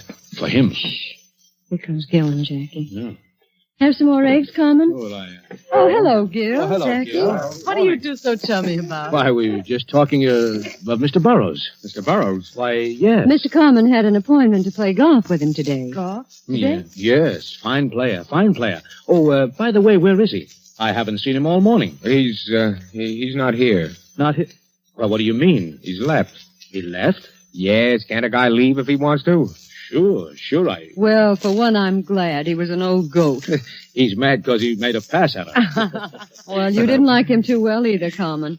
You see, Carmen had a run-in with him back in the days of bootleg gin. Oh. Well, let's not talk about it. Gil's right. Mr. Burroughs is gone. Let's forget it. What's this? Oh, Mr. Marsh. What did you say about Mr. Burroughs leaving? Do we have to go through this again? Gil, please. Mr. Burroughs left on an early train. Oh, you're joking. No, I'm not. But I don't understand. Well, you're his secretary. You ought to know what he's going to do. That's right, Gil. I should know. That's why it's so strange. He told me we definitely were going to stay until this afternoon. Well, he changed his mind. Blaine, oh, yes, and she's here. Just a minute. Miss Blaine. Miss Blaine, telephone. Coming.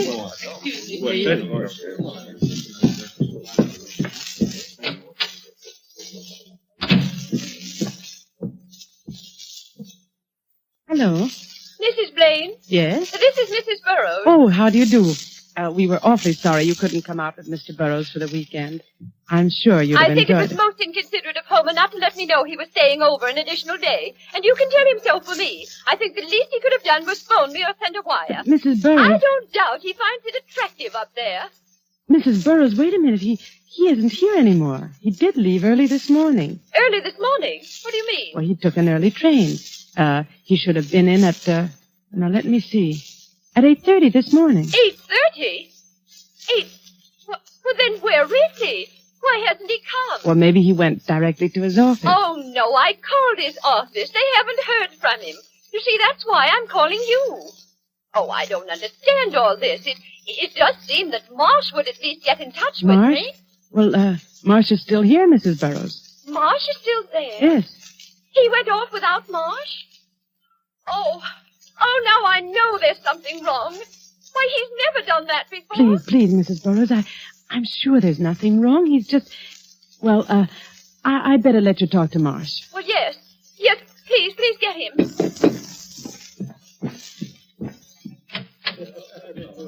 Mr.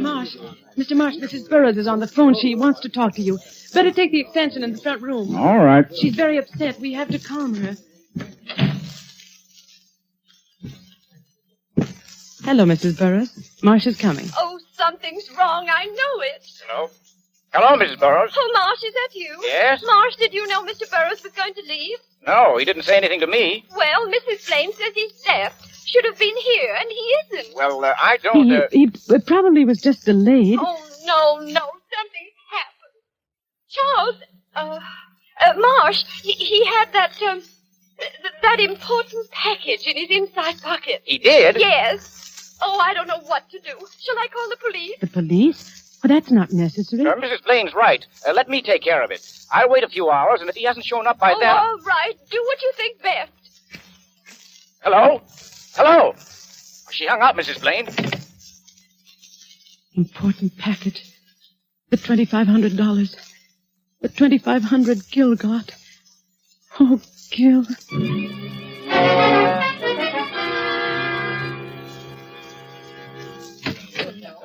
That is Mrs. Burroughs. She was awfully upset. Well, Burroughs didn't show up. She wants me to call the police. The police? Oh, now, wait a minute. You don't have to call the police. Well, why shouldn't I call the police? After all, Mr. Burroughs is missing. Oh, he may show up yet. Certainly, he may show up yet. Carmen's right. You don't have to call the police now. And why don't you want the police? Well, why... There's something strange here, all right. Why didn't Mr. Burroughs say a word to me about leaving? Well, you were asleep. I guess he didn't want to waken you. Oh, I've never known him to be considerate in my life. I suppose he knew what he was doing. I'm not so sure. What do you mean? Well, if he knew what he was doing, why did he leave his return ticket on the dresser? A strange silence fell over the entire group. Marsh was suspicious. Soon he would call the police. And I had a strong feeling that Gil knew more about this than he let on. After breakfast, the group broke up, and I stayed to help Leona clear the table, and I saw Gil and Carmen walk out on the porch together. Cigarette, Gil? Yeah, thanks. Yeah. Here. Fine morning. You didn't ask me out here to speak about the weather. No, I didn't. I want the money you owe me. Yeah, that's what I thought. It was due long ago. With the interest, it adds up to $2,500. I can't pay you now. Why not? You said you'd pay it today. Well, it's not that I haven't got it. It's what? Well, everything's so mixed up now. You know. You mean Burroughs' disappearance? Look, give me another 24 hours. I'd like to, Gil, but... Gil. Here comes Jackie. All right, 24 hours and no more. I'm sorry if I'm interrupting something important. Oh, no. We're just talking about the weather. It is lovely, isn't it? Yeah. Well, I better get up to the golf course. Oh, say, Gil, could you lend me the car to drive up? It's pretty far, and I'll do plenty of walking when I get there. Well, as a matter of fact, Carmen, I'm going to use it myself. Oh. Well, in that case, I'd better start walking. So long. Goodbye. He was after the money, wasn't he? Yeah, but I didn't give it to him. Why not? Mr. Burroughs gave it to you, and we do owe it to Carmen. Can't you leave me alone for a minute? Say, you two, why the frown? Hello, Miss Robles. I don't want to interrupt a private fight, so I'll state my business quickly. How about lending me the car, Gil? I want to drive I'm sorry, Miss Robles, but I need it. I'm driving into town, and right now.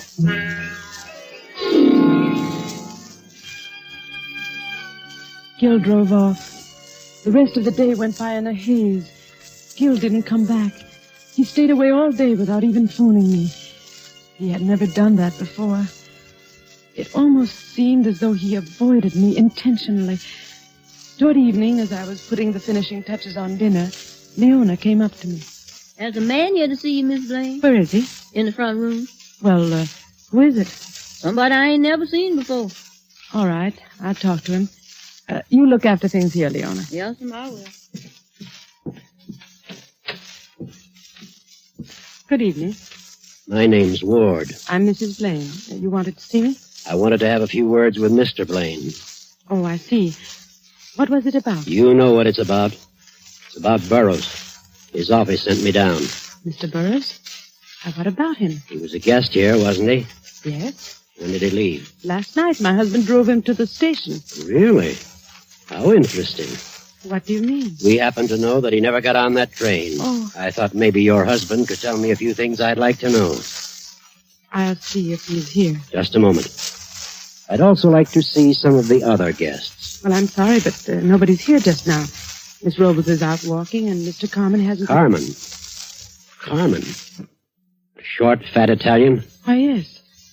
How did you know? Mr. Burroughs always ran into him before. Now I'd like to see your husband. Please sit down. I'll see if I can find him. Thank you.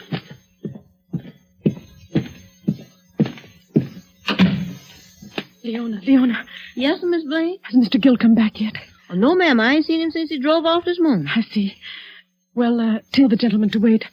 I'm going out on the veranda.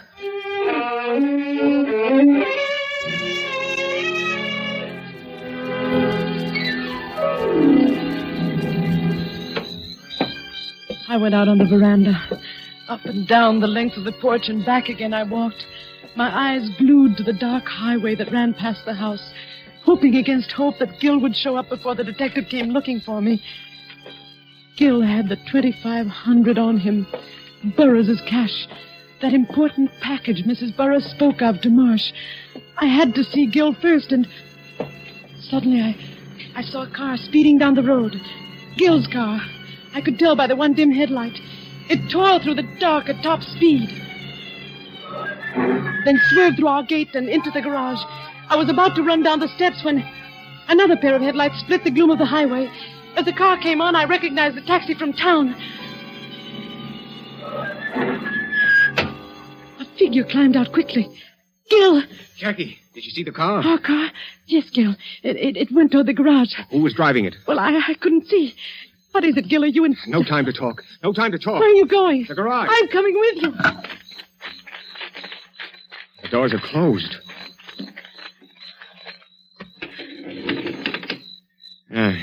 There. Nobody here. Anyone in the car? No. Whoever it was, beat it. Oh. I'd like to know who it was. Gil, I don't understand what this is all about. Well, frankly, I don't either. I was parked in front of the store in town. I came out and saw somebody hop in my car and drive off like mad. That's odd. I don't know what he was after, but I don't think he got it. I chased the car all the way here in the taxi. I saw it coming down the road. I thought it was you. Well, let's go back to the house.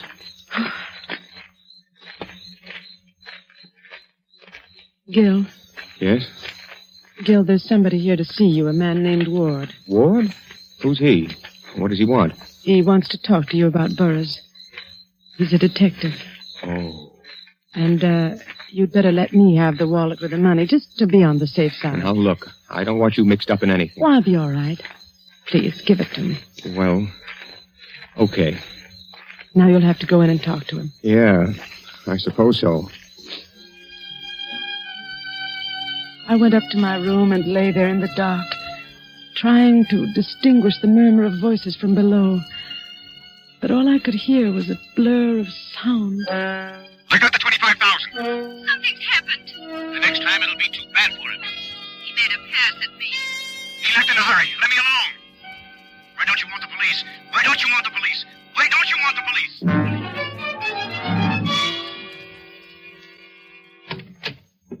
Jackie? You awake? Yes. Here, sit down, Gil. You look tired. Yeah, I am. Very. What did Ward say? Not much, but I know he's suspicious. He's going to stay tonight. Oh. Well, let's get to bed. I'm tired. Oh, by the way, did you see the key to the rumble seat?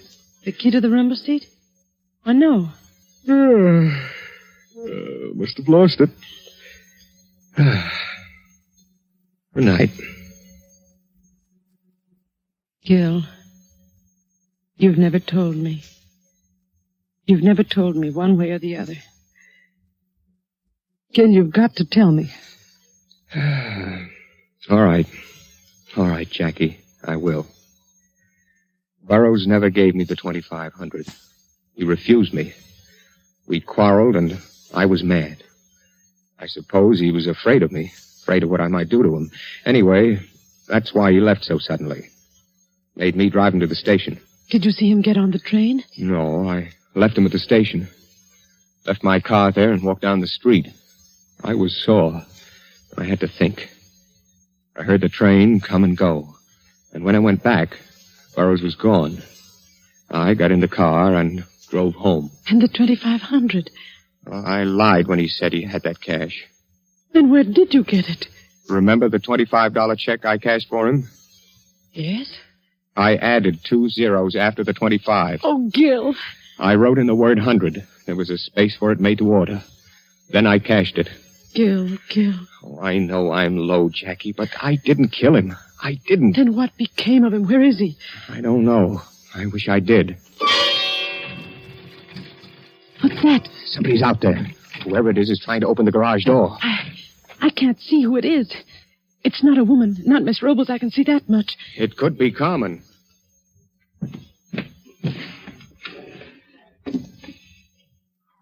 What are you doing in that drawer? Just getting this gun. Now, quiet. No, Gil. Give me that gun. You can't shoot anybody in the dark like that. Please, Jackie. I'm going to turn on the lights. Don't, Jackie. Yes, Gil. No, he's running away. Gone. Who was it? I couldn't see. Could you? No, Gil. No, it just means waiting until the next time. Oh, Jackie, what am I going to do? I don't know, dear, but we'll get out of it somehow. How? I'm all mixed up. There's one clear thing. Somebody is awfully interested in that car.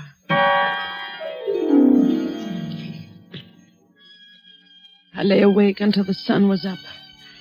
Then a shallow, feverish sleep came. And when I awoke, it was almost evening. Gil's bed was empty. There were the indistinct sounds of life in the house below. I rose, and as my mind cleared, my words of the night before broke through the edges of my consciousness. There's one clear thing. Somebody is awfully interested in that car. I dressed slowly. A tantalizing thought hovered just beyond my grasp. The car. What was there about the car? I slowly walked down the hallway, my eyes half closed, thinking. I had to talk to Gil. Leona? Yes, sir? Where's Mr. Gill? Well, he done went to town with Mr. Ward. He went with Ward? Yes, and right after breakfast. Mr. Carmen gave him a lift down and... Carmen? Yes, but Mr. Gill, he done left you this note. Oh, let me see it. Jackie, I've gone downtown with Ward. I'm going to tell him about the check. And whatever happens will have to happen. No, Gil. No, Gil, no. Jacqueline. Leon, I've got to stop him. I'm going to drive to town.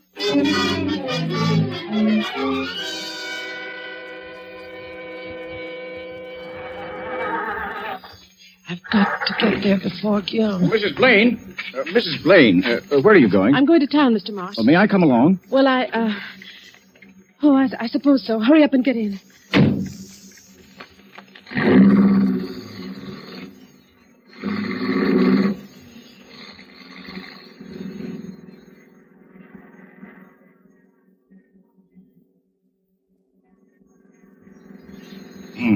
Getting dark. Yes. I hope you don't mind me driving so fast. I'm in a terrible hurry. No. Pull down the next side road. What? I said pull down the next side road. gun. Yes, a gun. Now do as I say. There's something in this car I want. I won't. I must get to Gil. Let go of that wheel. Let go of that wheel. I said there's something here I want. There's a car coming. Let go. Ah! Ah! I tried to move. Miraculously, we were alive. The other car had careened beyond us up the road. I saw that the side was smashed in. And I heard Marsh's voice. I ought to kill you for this. That was a police car. Keep your mouth shut. Here he comes now. Now remember, there's a gun pointing at your back. Hey, you maniacs. What's the idea? You trying to kill somebody? Oh, sorry, officer. We had a little trouble with the steering wheel. Well, you won't have any more trouble with it. This is the end of your license. Oh, see here, officer. I'm in a terrible hurry. If you let me drive to the station... Wait a minute, buddy. Let's have your names. What's yours? Come on. Marsh. Charles Marsh. Charles Marsh. What's yours, lady? Mrs. Gilbert Blaine. Yeah. And yours? Well, come on. What's yours? What's your name? Who are you talking to? That guy in the rumble seat. The rumble seat? Mr. Burroughs. Oh, it's Burroughs, is it? Well, why don't you say so? Hey, what are you, a wise guy sitting there like a mummy? Come on, answer me, will you? Hey, wait a minute. This guy's dead. You did this. The rumble seat flew open when we crashed. Officer, he's got a gun. He murdered that man. I'm warning you. Keep back or I'll... Oh. That takes care of him. You're all right now, sister. Yes. I'm all right now.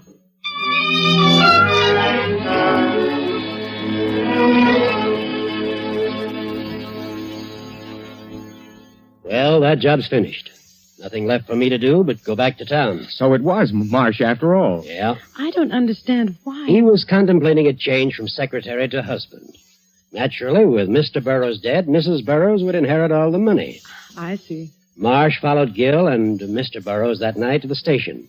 When Gil was gone, he killed Burroughs, stuffing him into the rumble seat, locked it, and kept the key. Well, the thing I don't understand is why Marsh kept fiddling with the car. What was it that he wanted? Seems to me he was in the clear if he left well enough alone. Uh-huh.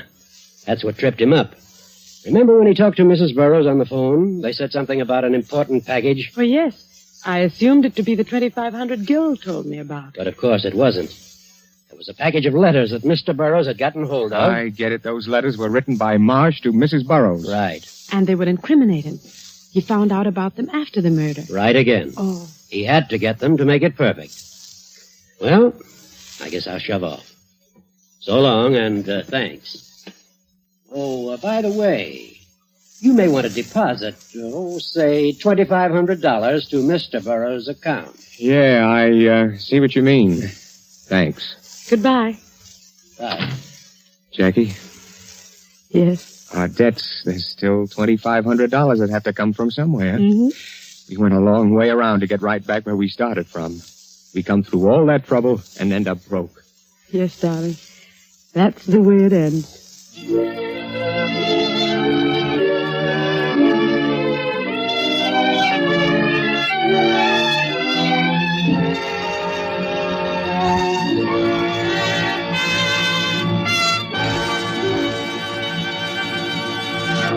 And so closes the story called Last Night, starring Margot and Kent Smith. Tonight's tale of Suspense.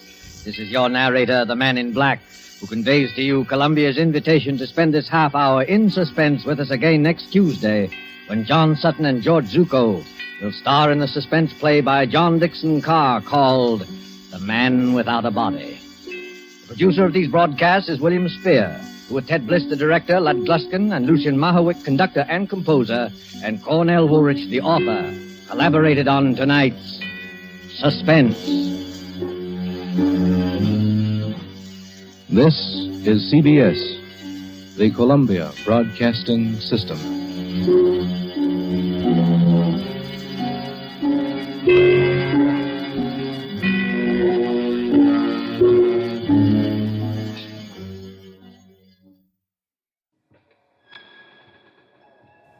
Well, my dear, I hope I didn't make you too nervous with my musings. Well, I do like to prattle on and wonder and wander. But of course, now is the time for some kind of exploration, some kind of discovery, I suppose. But then again, the more time passes, the more I wonder, is trying to understand all of this, all of these moments and quirks, is it simply fool's gold? Have you heard the strange tales of the Whistler?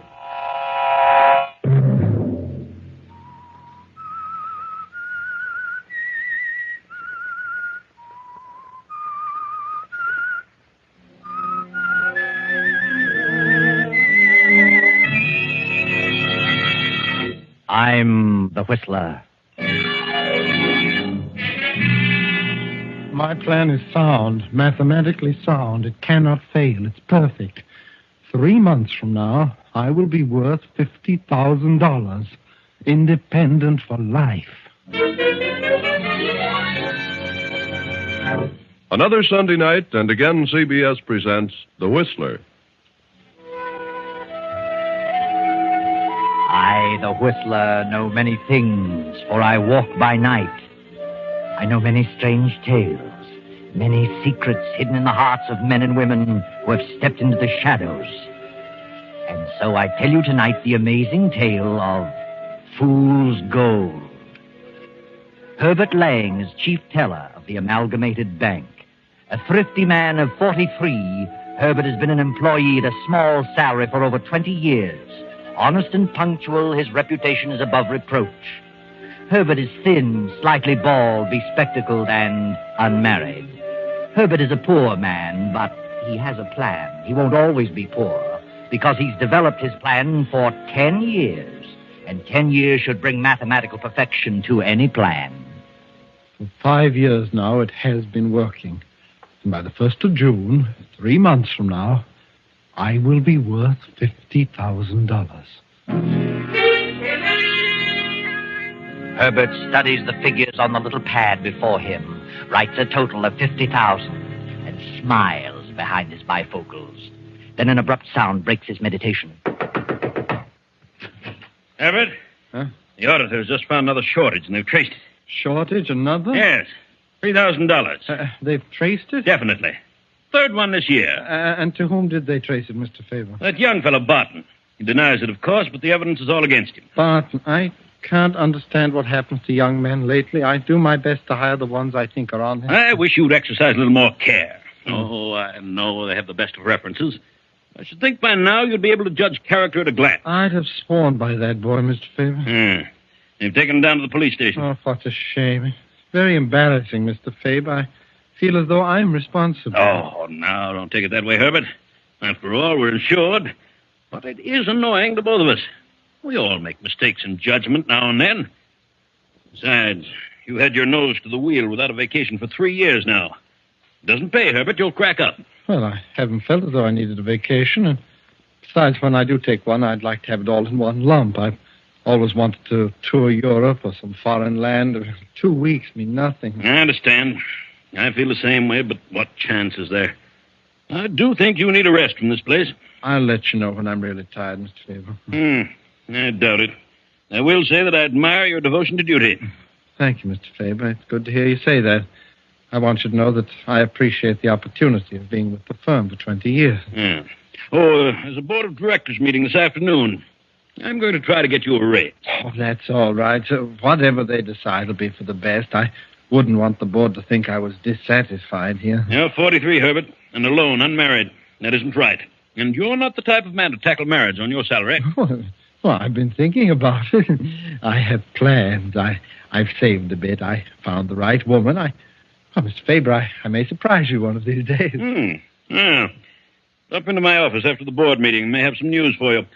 Make it around 3. Thank you, sir. Thank you. Herbert sits at his desk smiling. What complete confidence they have in him. What a perfect setup. 3,000 more accounted for. 3 more months and I'll have reached my goal. 50,000 and independent for life in South America.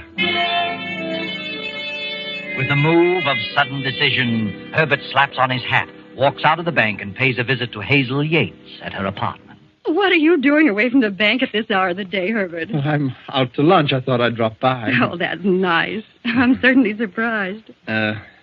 Hazel, exactly 3 months from now, I'm going to take a vacation. You certainly need one. It's been ages since you've been away from your work for more than a day. Yes, I know, but I had to keep my nose to the grindstone. But now it's different. What do you mean?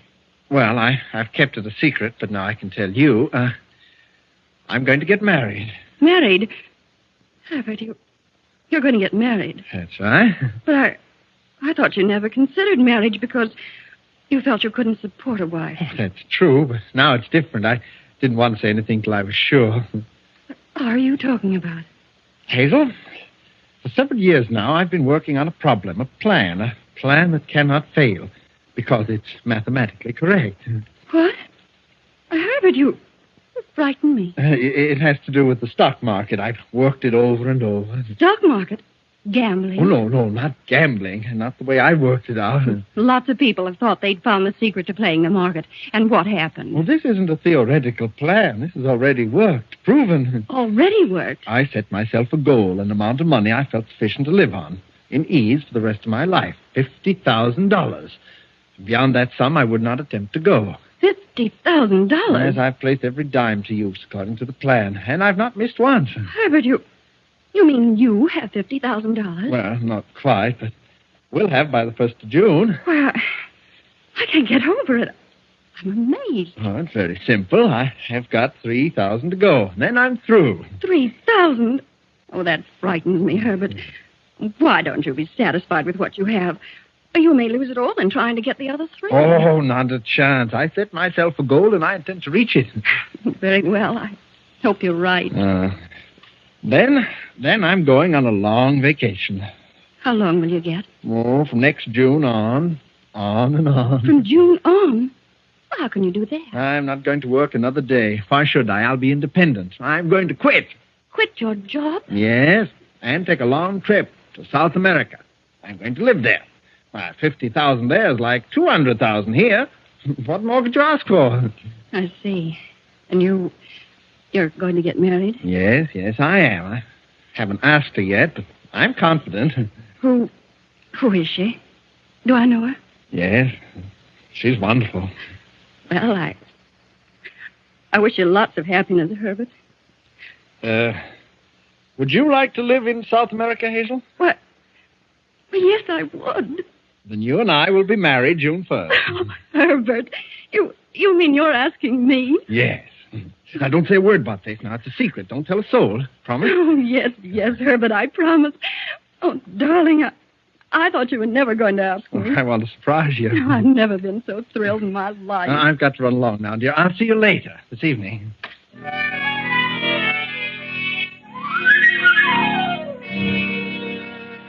Yes, everything is working perfectly for Herbert Lang. A 10-year plan just cannot fail. A few months from now, and he will be independent. Hazel, 50,000, and South America. It's after 3 now. The board meeting is over. Herbert steps confidently to the president's office. Well, I see the meeting's over, Mr. Faber. Yes, come in, Herbert. I talked it over with the board. They didn't seem to agree with me. Oh. No raise? Sorry, Herbert. Board members are rather a cold group of individuals. Oh, that's all right, Mr. Faber. I've gotten used to it after all these years. They're a very selfish lot. Whole lot of stock. Someone else does the work. They draw big dividends. It's all they're interested in. Well, I hold stock too, Herbert. Oh, I know, sir. But you take a more personal interest in the employees because, well, you're an active officer. Oh, yes, of course. Well, maybe they'll see their way clear next year. I'm certainly not one to become impatient. No, Herbert. I'll run along now. Just a minute. I haven't quite finished. Oh, no, sir? I had quite a session with the board. For the life of me, I don't understand one of them. What do you mean, sir? They were up in arms about that latest shortage. Oh, but I had nothing to do with that. Do they think I took it? No, certainly not. But, well, they do think you were indirectly responsible. brought up the fact that the 5 men you've hired in the past 10 years have all been sent to the penitentiary. Oh, but how can I tell by looking at a man? They were all recommended. The board thinks you've been working too hard, Herbert, that you need a rest. What? They've instructed me to give you an extended vacation. Extended vacation? How long? Indefinitely. Effective in 2 weeks. Oh, but that's impossible, Mr. Faber. I just couldn't do that. Why, Huh? I have a tremendous amount of special work on the books. I just couldn't attend to that in the next 2 weeks. The board at first wanted your vacation to be effective tomorrow night. Well, that's ridiculous. You know that, sir. Who else here could step in and take over on a moment's notice? Yeah, of course. That's true. Do you think you could straighten things around in 2 weeks if you had special assistance? Special assistance? Yes, but I won't need any help, sir. I'll be able to handle it myself. Well, as soon as you finish, take a nice long trip. You need it, Herbert. Very well, sir. Oh, yes. And by the way, the board has voted you a $500 bonus. Have they? They only give a bonus on retirement. Why don't you tell me the truth, Mr. Faber? Sorry, Herbert. That's the way they feel. Nothing I can do about it. Oh, you'll let me hear from you from time to time. Retired at 43. Well, good night, Mr. Faber.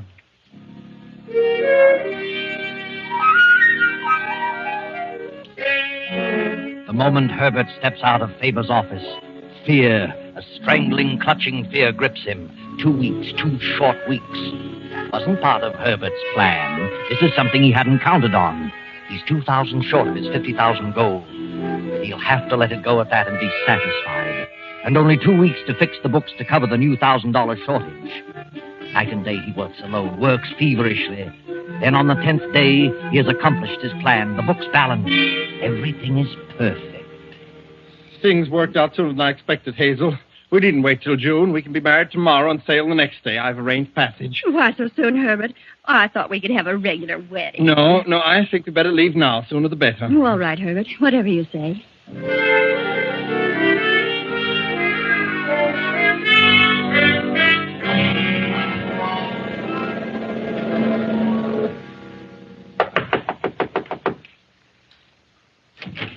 Yes?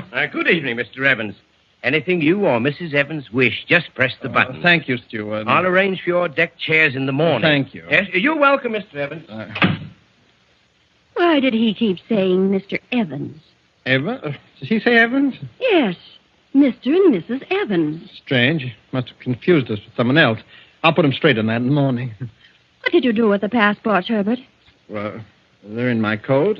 May I see mine? Yes, of course. Later. We'd best get along to dinner now. I always thought a person had to appear and sign his passport before an official. Oh, no, not always. May I see my passport, Herbert? What's wrong with you, Hazel? Please, Herbert. I'd like to see it. Very well. There you are. Herbert, why are we traveling under the name of Evans? Well, it's better that way. Incognito, you know. How did you get this passport without my signing for What? it? This isn't my signature. Who signed it? That doesn't matter. I got it. You better study that signature and be able to copy it when we arrive in port. Don't worry, darling. It's done this way every day. I don't believe you. You're hiding from someone, running from something. Oh, that's silly. $50,000. The stock market. What are you getting at? Now I am suspicious. Are you, Hazel? You stole that money. Stock market. Well, you never made a dime on the stock market in your Aren't life. you being a bit silly, Hazel? So this was your plan. A system. Stealing from the bank and blaming others. That's what happened to my brother 2 years ago. That's why he was sent to jail. All right, Hazel. You're in this too now, so I'll tell you. I did have a plan, and it worked. No one will ever be able to trace it to me. And I'll take care of your brother later. I've sent all the money to a man in Brazil, man I know. Sent him several packages and asked him to hold them pending my arrival. He doesn't know what's in them. What man? Well, his name is Pedro Gonzalez, big coffee plant outside of Rio de Janeiro. I see. You and I are the only ones who know, Hazel. Supposing I tell what I know. You'll be an accomplice? But my brother will be cleared. I told you your brother will be taken care of. The only way my brother can be compensated is to be cleared of the charge. No, that's so. And I intend to clear him, regardless of what happens to me. Hazel, you're being awfully silly about this. Last call for dinner, Hazel. Come along now. I don't want any dinner. Oh. Then let's step up on the top deck, huh? Let's just talk this over. A lot of things you don't understand, Hazel. I'm sure I can explain things to your satisfaction. I certainly need some fresh air. I'm terribly sorry to have upset you like this, Hazel.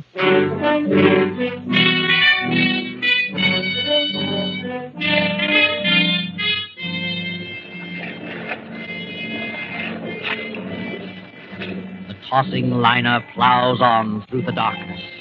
The wind sings mournfully through the masts and cables. Herbert cannot sleep. Herbert is worried. His plan worked. It was perfect. They'll never trace the money to him. But Hazel presents another problem. It is morning now, 9 a.m. The steward steps up to Herbert's stateroom door.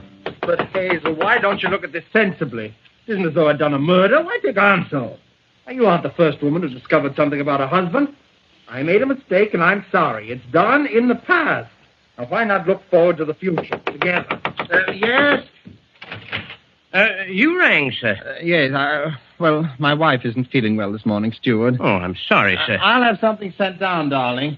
Is breakfast still being served, steward? Yes, sir, for a few minutes yet. Then come along, please. She'd better have something light, grapefruit, coffee, and dry toast. Yes, sir. And how about a soft-boiled egg? Well, is she seasick? No, she isn't seasick. She's just emotionally upset, you know. You know how a woman gets sometime over nothing. Oh, yes, I know, sir. I think an egg will be nice.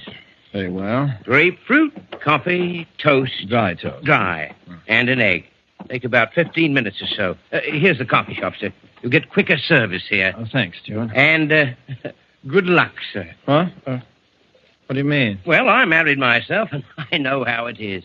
Women are just naturally suspicious creatures and jealous of everyone. Jealous of your past and your future. Yes, I know. And how long have you been married, sir? Not long. Well, she'll get over it.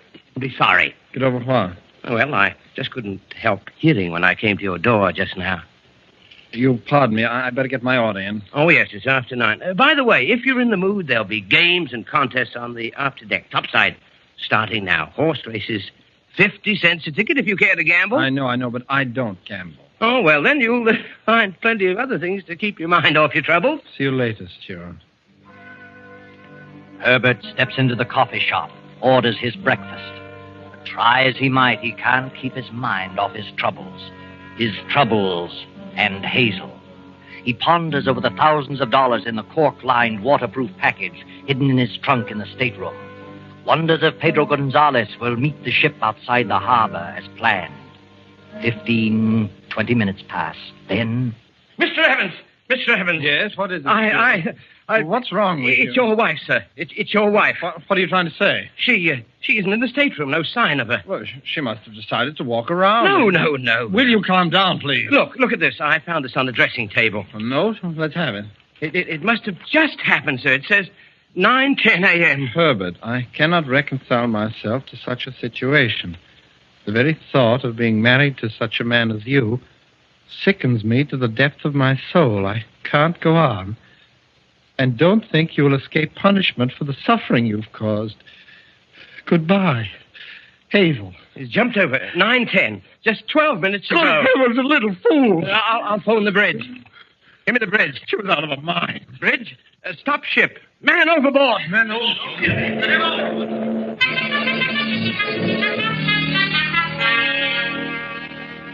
The ship leans over and puts about. They scour the choppy seas for over an hour, circling and circling. Herbert stands beside the captain, peering wild-eyed into the water. Finally, the captain gives up hope, orders the ship to resume its course, and invites Herbert to his quarters. Sit down, Mr. Evans. Thank you. Come in, steward. Yes, sir. Well, we've certainly done our best, Mr. Evans. No one can deny that. Yes, Captain, I know it, and I appreciate your efforts, but sea is very choppy. It would be hard to find anyone. As you know, we'll have to ask a few questions. Yes, I understand. This note was written by your wife at 9:10 this morning. Yes, sir. Do you recognize it as her writing? Well, of course. It's hers, all right, Captain. I checked with her passport signature. Mr. Evans, how long have you been married? Just a few days. We were on our honeymoon. The tone of this note indicates that your wife was terribly upset about something she had discovered. That's right. I tried to reason with her, but she refused to see my side of it, I guess. What was she referring to in the note? I can answer that. I'm not asking you, steward. Oh. What was she referring to, Mr. Evans? Well, She was referring to another woman. She'd found out about another woman, a woman I'd known previous to our marriage. Did your wife threaten you? No. Did you threaten her? Certainly not. When did you see her last? Well, it was at 9 o'clock this morning. She was so upset she didn't want to go up to breakfast. I decided to go alone. I rang for the steward to bring her something to the room. That's right, steward? Yes, sir. After the steward left, did you go on deck with your wife? Well, no, I left with the steward, went to the coffee shop. That's where the steward found me and showed me the note. Yes, sir. As I stepped up to the stateroom to answer the call, I heard them arguing. I heard Mr. Evans asking her to forget about the past and think of the future. Yes? And he told her he'd have me bring something down. Him and me walked along the corridor up to the coffee shop. He told me what to bring her, and I got it. When I returned to the room, she wasn't there. I found a note on the table and ran for Mr. Evans. Then I phoned the bridge. And you didn't leave the coffee shop, Evans? I did not. Ask the coffee shop steward. Are you trying to infer that I pushed my wife over? Certainly not. We just want all the facts. We're on the high seas, you know. And this represents a court of inquiry. Coroner's jury, so to speak. I see. Mr. Goodman, my first officer here, the ship's doctor, and I will make a decision. What's your opinion, gentlemen? According to the steward's statement and the note, I'd say suicide. Mine is the same opinion. Very well. I agree with you. It's quite obvious that she committed suicide. Enter the findings in that manner, Mr. Goodman. Yes, sir. I'm very sorry about this, Mr. Evans. Please accept my condolences. That'll be all, gentlemen.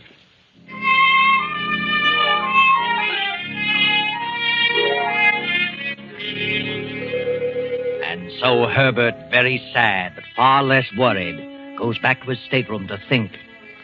10 days later, the sleek liner checks speed and prepares to stand off outside Rio de Janeiro, awaiting the arrival of the pilot. Dusk has fallen. The ship barely creeps along. Herbert stands at the aft port rail, a package in his hand, a cork-lined waterproof package.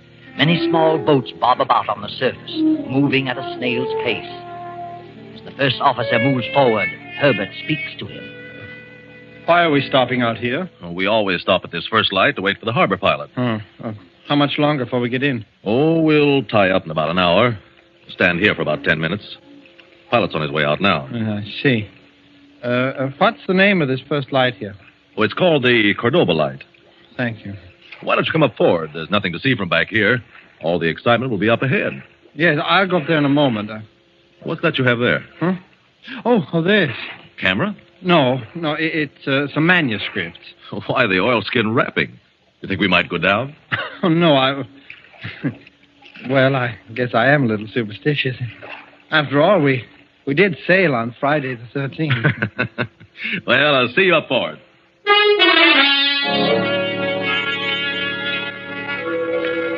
The ship comes to a dead stop, and Herbert peers over the port rail into the dusk. He scrutinizes each small craft, waiting, watching for the signal from Pedro Gonzalez. Then, after several minutes, a tiny launch approaches the ship very slowly, and just as it reaches the port quarter, a tiny red light flashes on and off.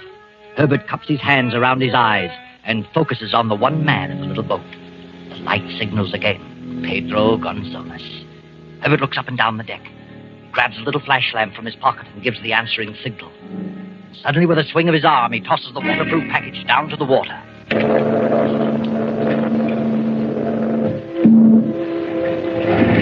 He's got it. Good work, Pedro.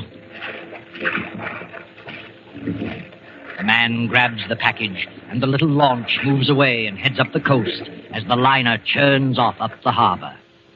Herbert smiles a smile of relief and steps briskly with self-satisfaction toward the bow.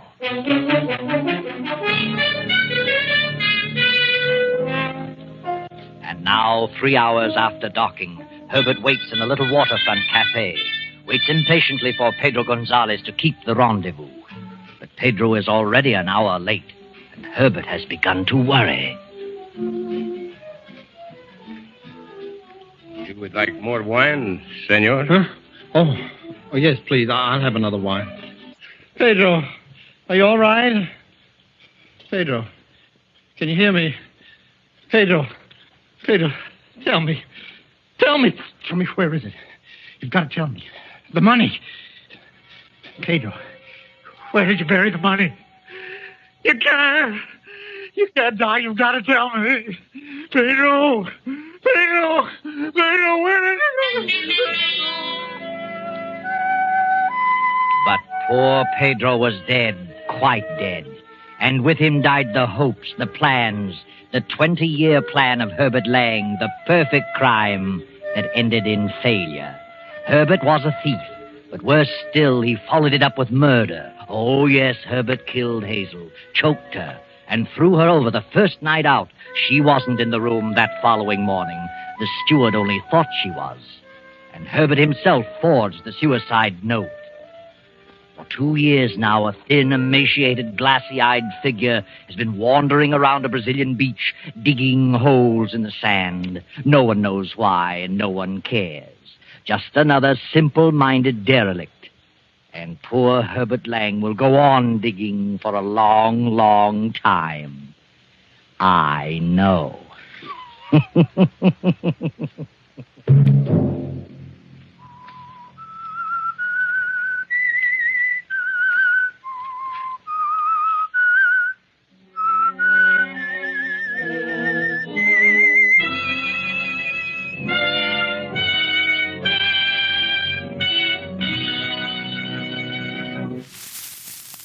Well, my dear, the evening has lost its battle against the oppression of the sun once again. Soon it will be day. You'll need to return to your home and me to wherever it is, I come from. But I do hope I'll see you back here again. I'll be waiting.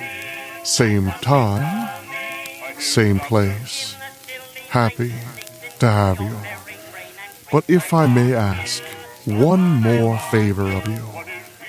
When you make your way home, when you go across the darkened streets and the moonlit trails, and as you lay your head and blink away the day, take one moment before you sleep and be thankful for what you have.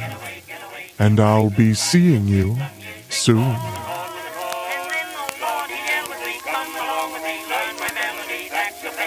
When the change of night begins to